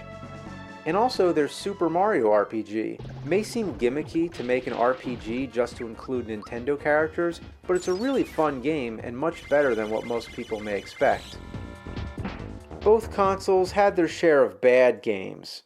Super Nintendo had Wizard of Oz, Genesis had Action 52, and both consoles were unfortunate enough to have Shaq Fu. Then of course there's Sonic the Hedgehog and Super Mario World. Which is better? It's all a matter of preference. I will say Sonic 2 was the game that made me buy a Genesis, but even with all the Sonic games, I still could never live without Super Mario World. It may not have the fast speed action, but it has lots of power-ups, fun challenge, and an incredible world to explore. After all, it is Super Mario World. I love Sonic, but I feel with a good Mario game, there's just a little bit more to it. If there's one platformer that can top Super Mario World, it's the Donkey Kong Country games. They're so addicting that just trying to record the footage here, I had trouble turning it off. I wanted to keep playing. Between the Super Nintendo and Genesis, it all depends on what kind of games are your favorite. Possibly my favorite game of all time is Legend of Zelda: A Link to the Past. The puzzle solving, the storyline, and the action that goes on in that game is so phenomenal, I'm at loss for words. It never gets old. I can still play it any day. I think this game just nukes the entire competition. If you ask me why do you like Super Nintendo better, my answer is Link to the Past. And if that's not enough, Super Metroid. I recommend it hardcore. This is a must-play game. It's a giant maze that you can't stop playing until it's finished. It has a foreboding atmosphere that keeps you tense the whole time. Running around blowing stuff up has never been so much fun.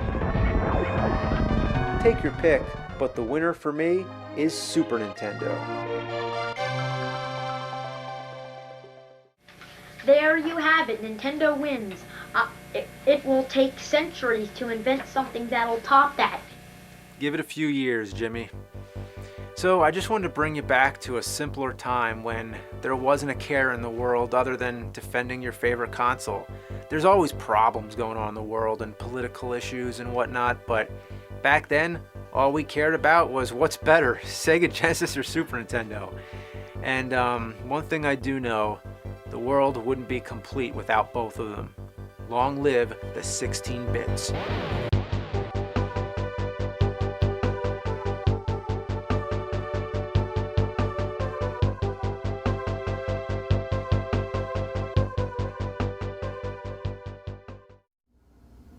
This is the Angry Video Game Nerd Volume 7 DVD, and I'm going to do another exclusive tour of the Nerd Room. I've done these before, but I don't think I've done it in HD with a wide-angle lens yet.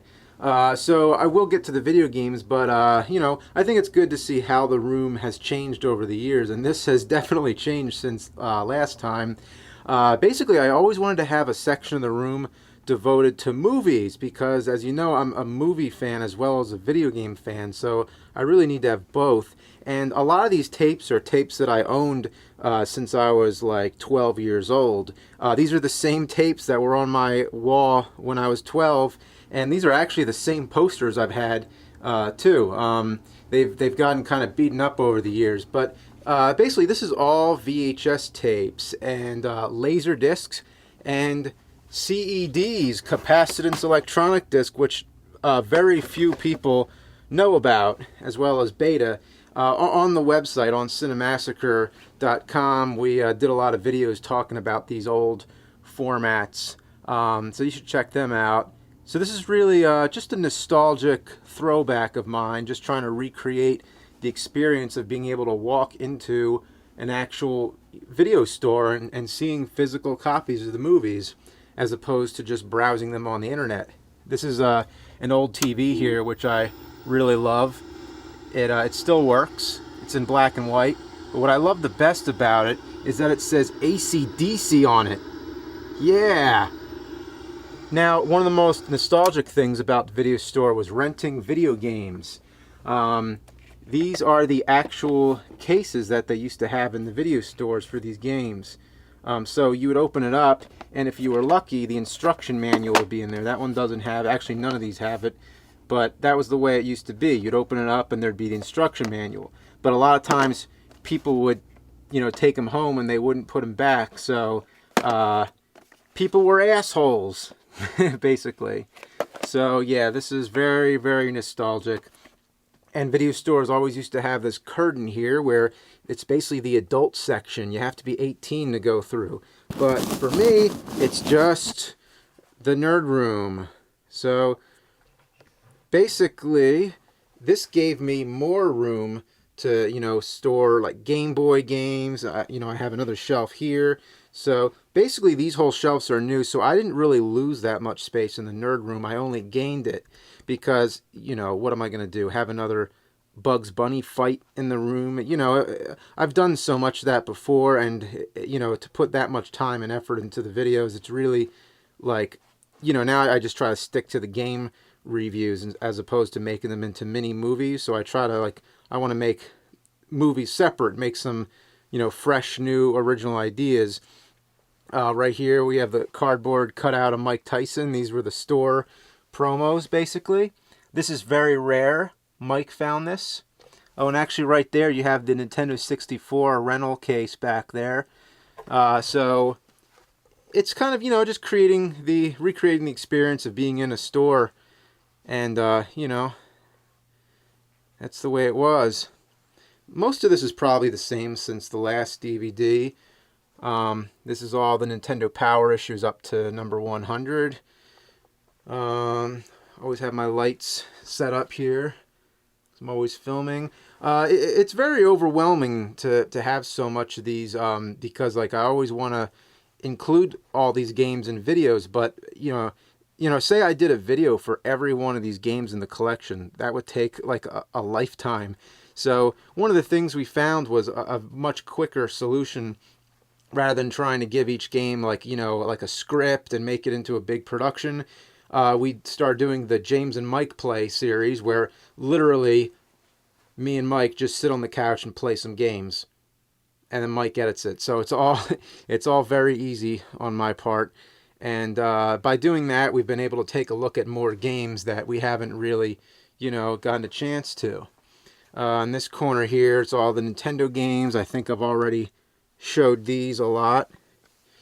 Have some interesting things here. The VIC-20 I found in my mom's garage when you know, she was getting ready to move recently, and I dug that out of the garage. I didn't know that was in there. So you never know what you're going to find. And this one someone sent to me, and this is very interesting. It's a Sega console of some kind for kids. I've never tried it yet, but I look forward to, you know, experimenting with a lot of these things. With all these old consoles, it's kind of tough to get them working. So you might not have the right connection, like the Aquarius.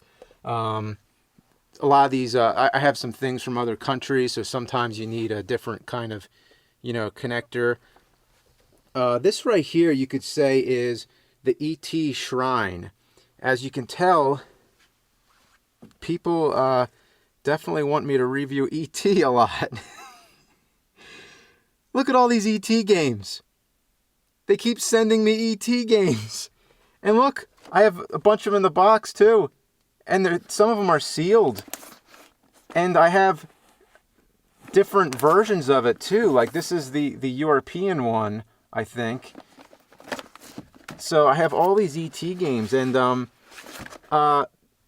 this right here, this is one of the store, you know, displays. And one of the things that happened with these store displays was that when the game flopped, they just, you know, threw them all away. They trashed these things. So this is very rare. This one up here is a little more common, so I've heard. But the one down here, Mike found because he's been looking for it for years and years and years, and he just had it on his eBay list. And I think one year recently it finally showed up. And this is, he told me there's like 2 or 3 of these in existence.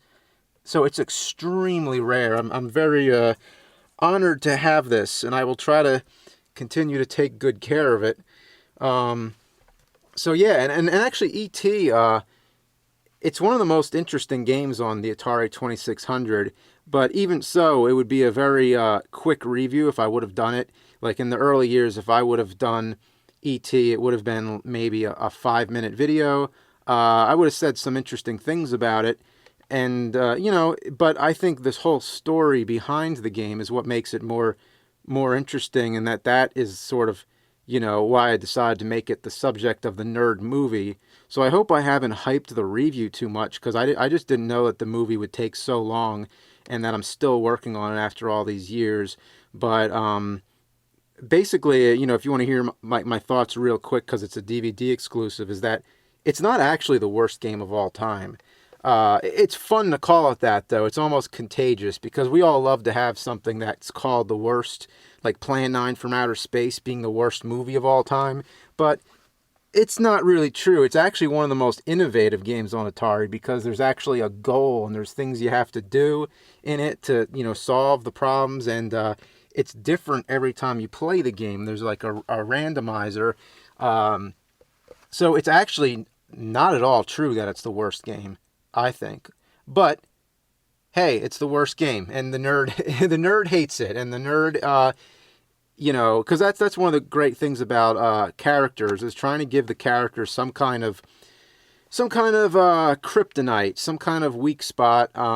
It's his deepest, darkest fear, and he has to confront it. So that's what makes good stories. Gonna take you back to the past. Play some shitty games that suck ass. He'd rather have a buffalo. Take a diarrhea dump in his ear. He'd rather eat the rotten asshole. A roadkill skunk and down it with beer. He's the angriest gamer you've ever heard. He's the angry Nintendo nerd. The other bag. Let's just be creative and just do anything you want. All right. Go wild. They rip you off and don't care one bit. But this nerdy doesn't forget it. Why can't a turtle swim?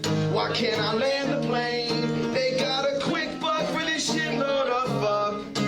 The characters' names are wrong. Why is the password so long? Why don't the weapons do anything? He's the angriest gamer you've ever heard. He's the angriest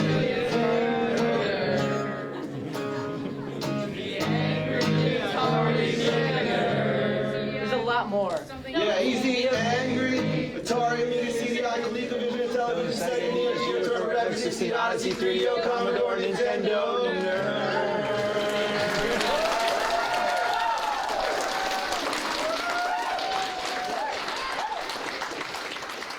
Why don't we just take some questions, I guess? We're doing Q&A? Okay. Yeah. Congratulations on the baby. Oh, thank you. I appreciate it. You always talk about those like hotlines as a kid for the Nintendo Watch. Did you ever actually call any of those, or as a kid? Did you ever try to call any of the hotlines from the NES games, like the hotlines that are inside the games? Off the top of my head, there's the Roger Rabbit one. I didn't know it was a real number when I was a kid. Like I thought there was like you find a phone booth in the game somewhere, so I never did until it was defunct. There's the Wally Bear one, which I never tried till like recent, and now that one's disconnected. It's a shame. What were your thoughts of this year's E3? I thought that the Smash Brothers trailer was pretty cool because they were including.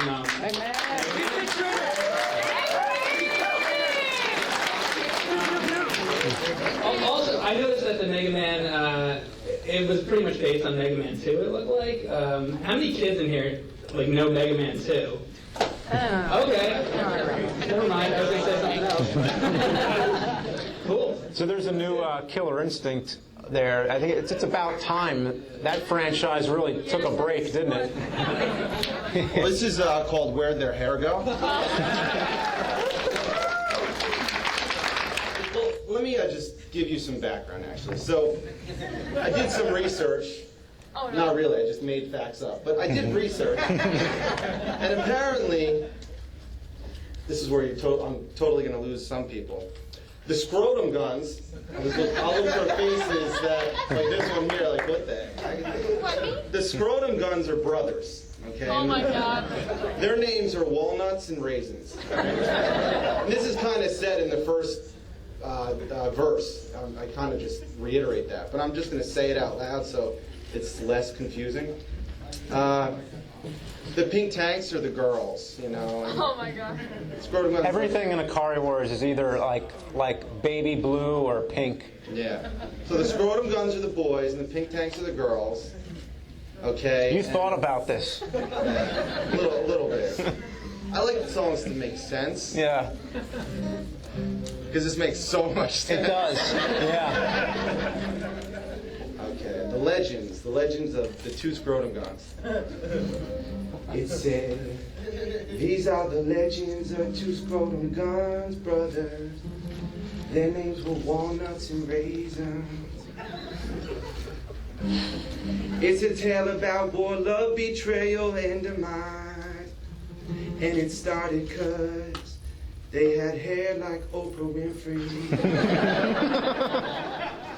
They wore mesh shirts, don't wash jeans, and used lots of Aquanet. Takes place in the 80s.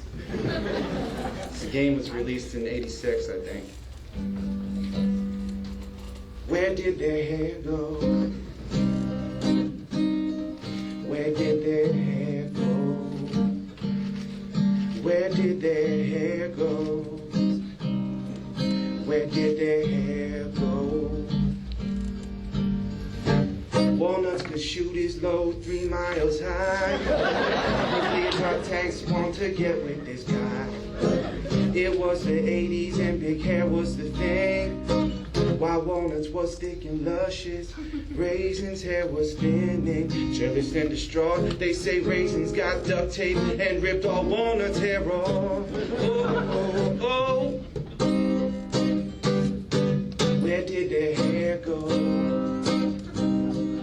Where did their hair go? Where did their hair go? Where did their hair go? I remember when these scrotum guns were young.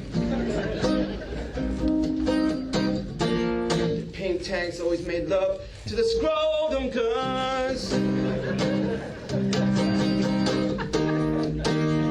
They rubbed their scrotes against everyone. Now these balls hang so low, are so hairless and slow, and I rain gold. Oh, where did their hair go? Where did their hair go? Where did their hair go? Where did their hair go? Raisin set off to kill the Akari brothers and made a mixtape for his girl. Meanwhile, Walnut sported a mohawk and rubbed the back deck of Raisin's main squeeze. Raisin's vowed retaliation. Knocked him out with the Rubik's Cube. Had him breakdance in parachute pants. Listened to hours of Milli Vanilli with the Sony Walkman. Till his hair fell out, but the truth we may never know. Where did their hair go?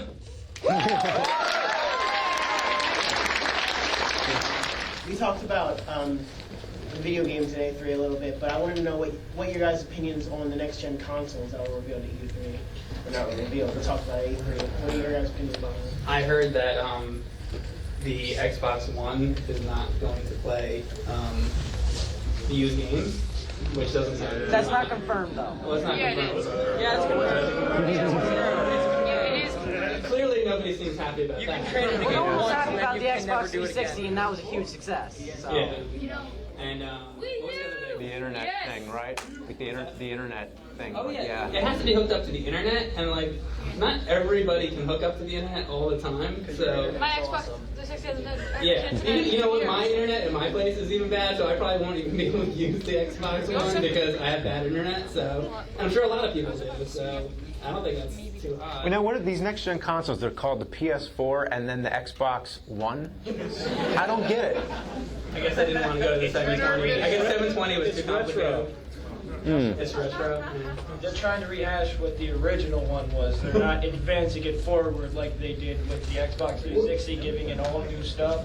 They're trying to basically remodel what wasn't great with the first. We're too busy playing Atari 2600 and the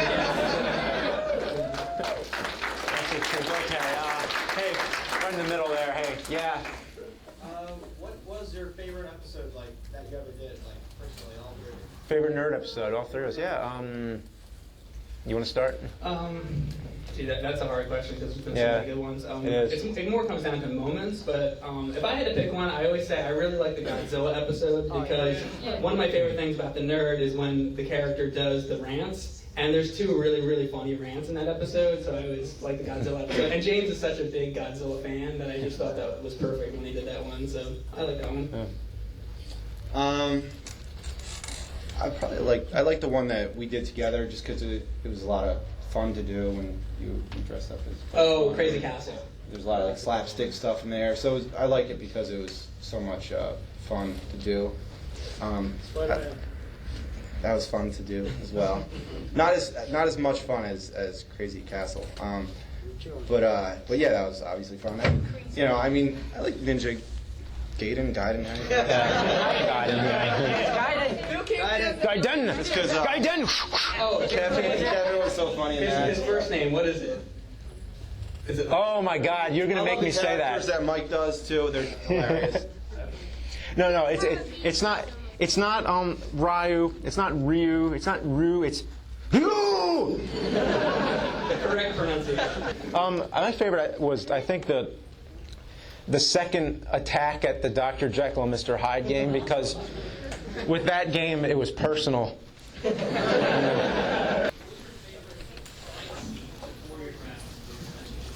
Favorite fight scene? Yeah, the favorite fight scene to choreograph. I think that Batman one was really fun, I remember. Yeah. I got knocked into a bunch of boxes that just happened to appear out of nowhere. But I mean, the Bugs Bunny one, the Crazy Castle one, that was crazy. That was days and days of just choreographing that. I know what it is. Get up here.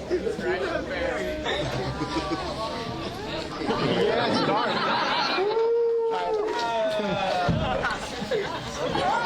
Kind of romantic, one would say. Hello, James. Jameson Rolfe. How you been? Hi, guys. I'm doing pretty good. I had literally nothing to do, and everyone else in the convention center was here, so figured I'd say hello to them. Can you review a shitty Sega Master System game? Yes, more Sega Master System, please. I agree with that one. 2, do you have a Nintendo 3DS? Probably. Any of you? Okay, he said Nintendo. My cue to leave. Thank you very much. I'm going to go be playing the Dreamcast in the back with the one other guy back there. I'll see you later tonight, James. Look at this motley crew here, by the way. I mean, who's going to show up next? Rambo? If you want me to take my shirt off, he'll be here in like 1 second. Keith Apicary.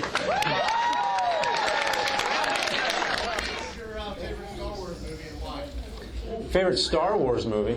And why? Empire Strikes Back. It's just, I don't know why. It's Not the Phantom Menace. Yeah.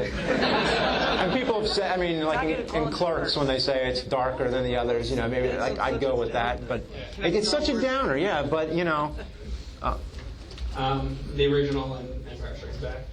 You have one? Yeah. I like Sorry. Okay. The first one. There. I guess. Just say Attack of the Clones. Oh God. Yeah. Who do you guys play as in Super Smash Bros? When are we playing it? No. Who do you play as? Oh, who do you play? Oh, you know who I play as. The question is, who do we play as in Super Smash Bros? Well, which was the one? Yeah, which version's a good question. Yeah, But which version you're talking about. I play as Pikachu usually. I know who James plays as. See, we used to play that in college a lot. At this point, I forget if it was. I think it was the GameCube version. Yeah, it was Melee. At Melee, yeah. I used to play as Mr. Game & Watch all the time.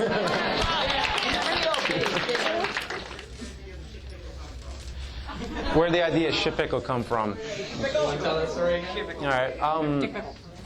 What's funny, this story we remember exactly where we were. Yeah. It was the Wendy's on the Wendy's on 11th and Spruce in Philadelphia. That was the birthplace of Shit Pickle, because we were just like trying to come up with like a character as Dorothy's sidekick in Wizard of Oz, and we didn't want to use Toto because we just thought that was just. Well, in the original Wizard of Oz, she had Toto as a sidekick, and then in Return to Oz, it was the chicken. It was the chicken. So we were like, okay, what's it going to be in Wizard of Oz? Because we wanted to be Wizard of Oz 3. That's what we were trying to do. So we just looked at the pickle on the plate, and we're just like, I don't know, Shit Pickle. And that was it.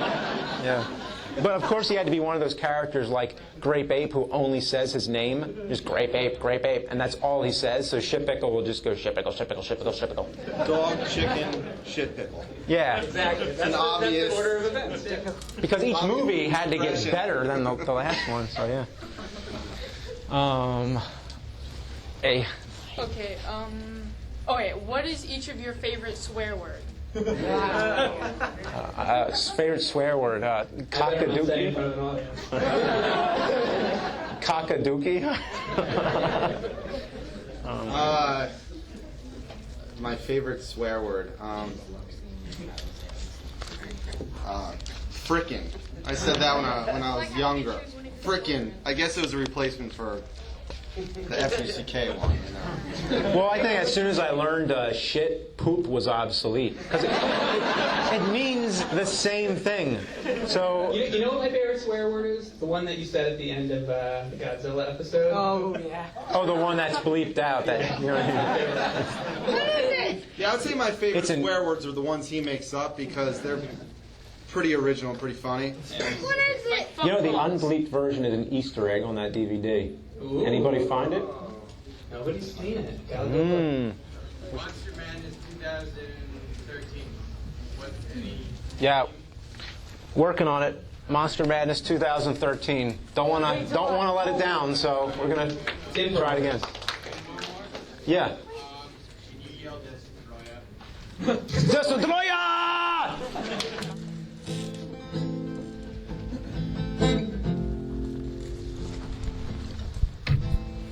Don't question my necessity. Feed me, I survive on just rice and beans.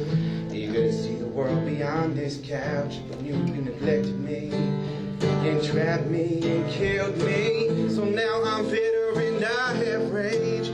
In return, I bestow the title Nintendo Dork. Some planets will return me my life, but I'm sick of hearing you random pontificate, forgetting to feed me. Don't question me, Nintendo Dork. I live behind the couch. Don't question me, Nintendo Dork. I live behind the couch. I live. I live behind the couch. My space may be small, but I call it home. 'Cause I don't need much, just a place to lay my head. Now I got my posters and a couple albums.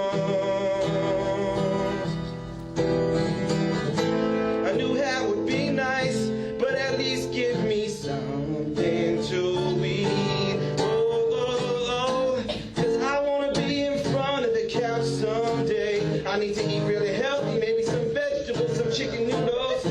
Maybe I should go jogging. Never mind jogging, it's too hard, I'm sweating like an animal. Fucking Nintendo Dork, don't question me. I live behind the couch. I wanna be in front of the couch. Take a stroll to the side of the couch. Maybe look out a window. Can I get a burrito? Fuck, there's a mosquito. I live behind the couch. Fucking Nintendo Dork, I live. Fucking Nintendo Dork, I live. Fucking Nintendo Dork, I live behind the couch. Woo!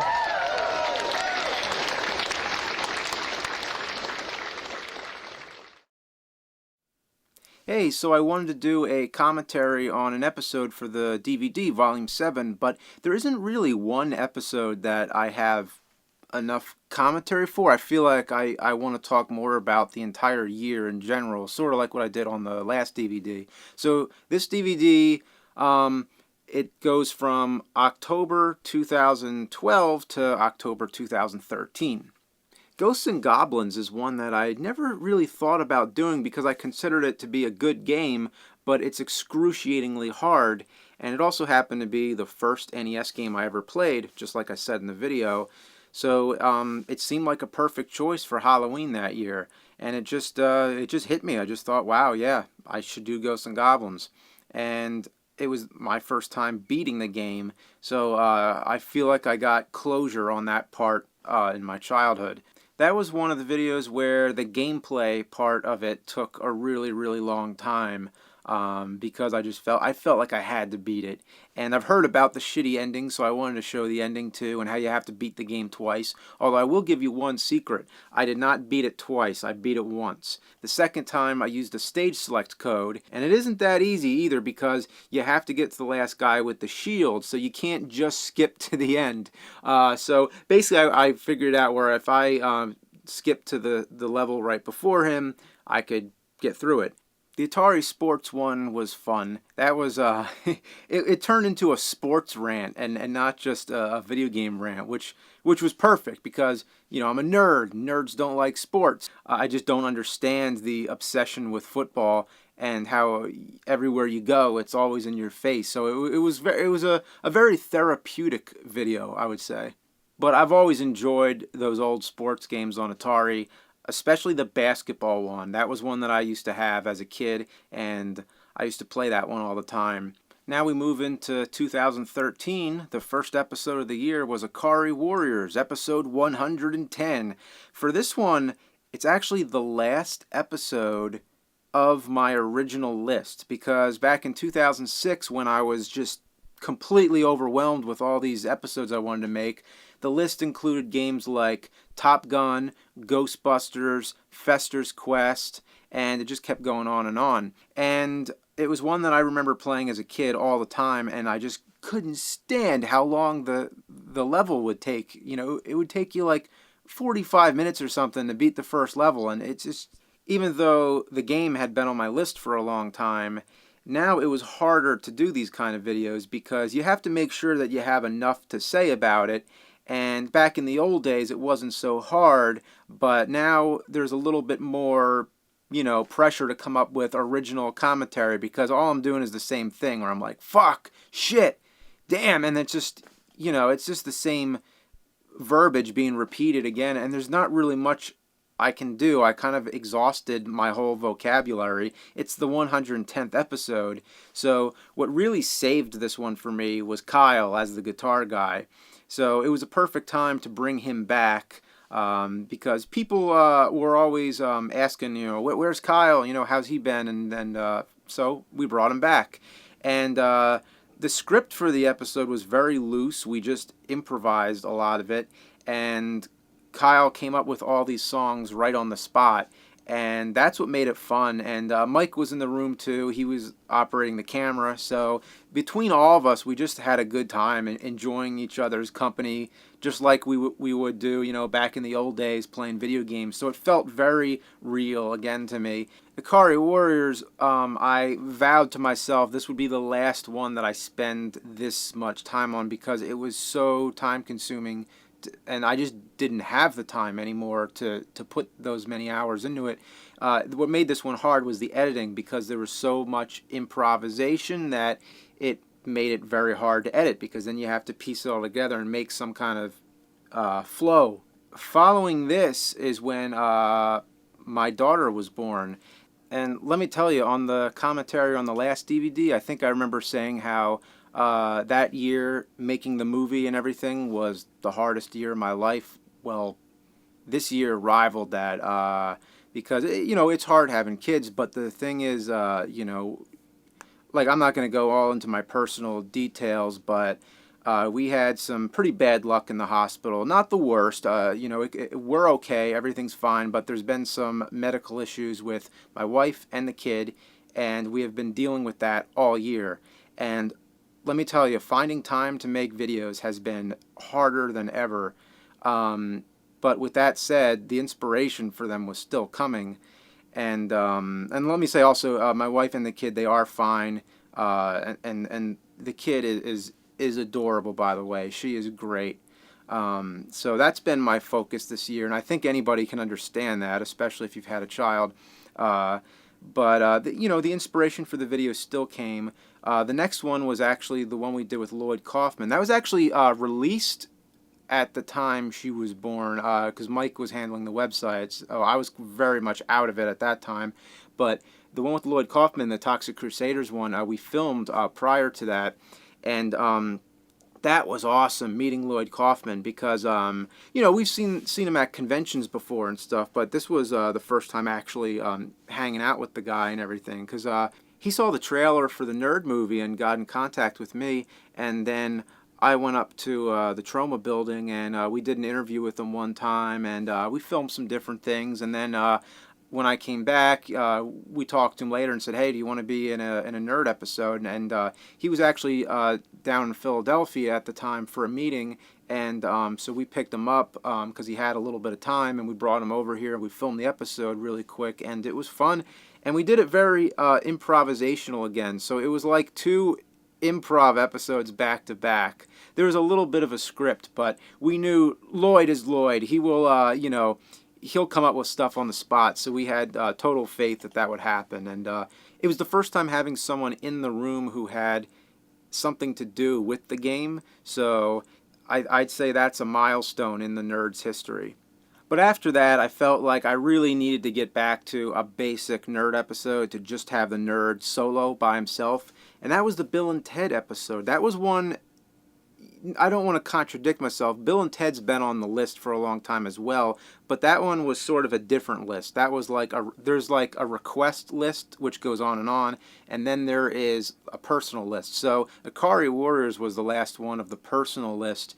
Bill and Ted was one of the big request ones because it was an LJN game, and I do think it was probably the worst LJN game I ever played, and that's what we needed. We needed a game that was really bad because a lot of them were kind of, it was stretching a little bit, but Bill and Ted, there's no doubt about it. The game is horrible, and that's perfect. And a lot of the vocabulary in the episode was the same old kind of stuff, like it sucks monkey fuck. It's nothing that the nerd hasn't said already, but somehow it felt inspired all over again. It felt like I was doing it new.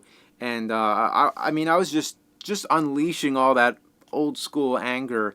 And one of the lines at the end, the thing about the diarrhea coming out of an old woman's bleeding vagina, that was just one of the really disgusting things that has sort of been on the Nerds vocabulary list for a while, been like a phrase list, like, oh, maybe I'll say this or maybe I'll say that. That was always that's like a trump card.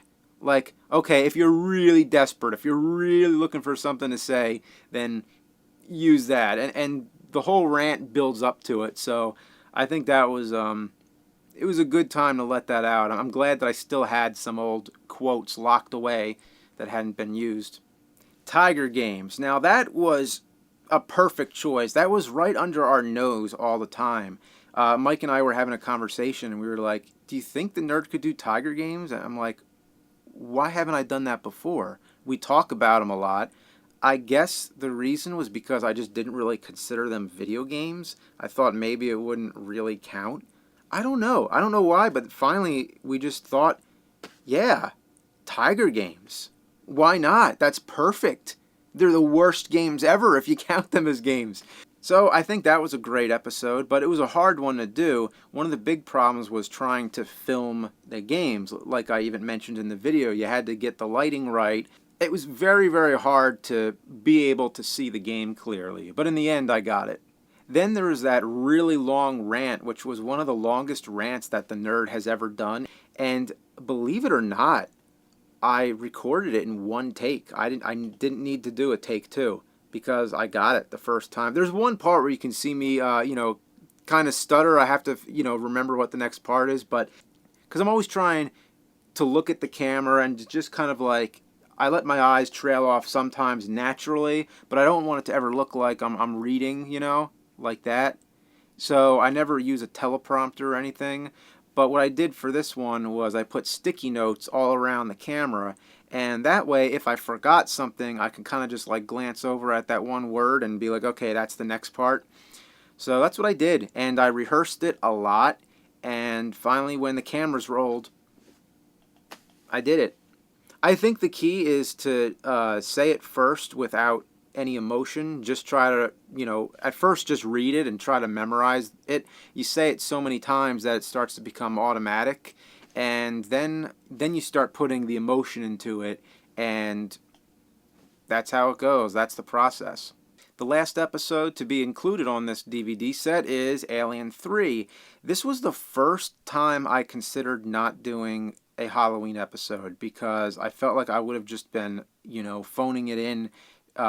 I was too busy. I was really backed up this year like this DVD, for example, I'm working on it right now in the middle of November, when usually I have it ready before that. It's just been every single thing has just been pushed up on the calendar, and it's just everything's backed up. The movie, the nerd movie, is like on halt at the very moment, or not entirely on halt. People are working on it, but I'm not doing anything with it at the moment because I have all these things that just piled up, and just deadline after deadline after deadline. So Alien 3, I was just as much overwhelmed as possible. But again, the inspiration came at the last minute, and it was like, yeah, that's it. Because I just didn't feel right not having a Nerd Halloween episode. So I tried to keep it real simple. And then guess what I did? I added a green screen part at the end. And green screen, for me, is a pain in the ass. The biggest reason is because I don't have the space to do it, unless I plan in advance and I go somewhere else and get a larger space for the day.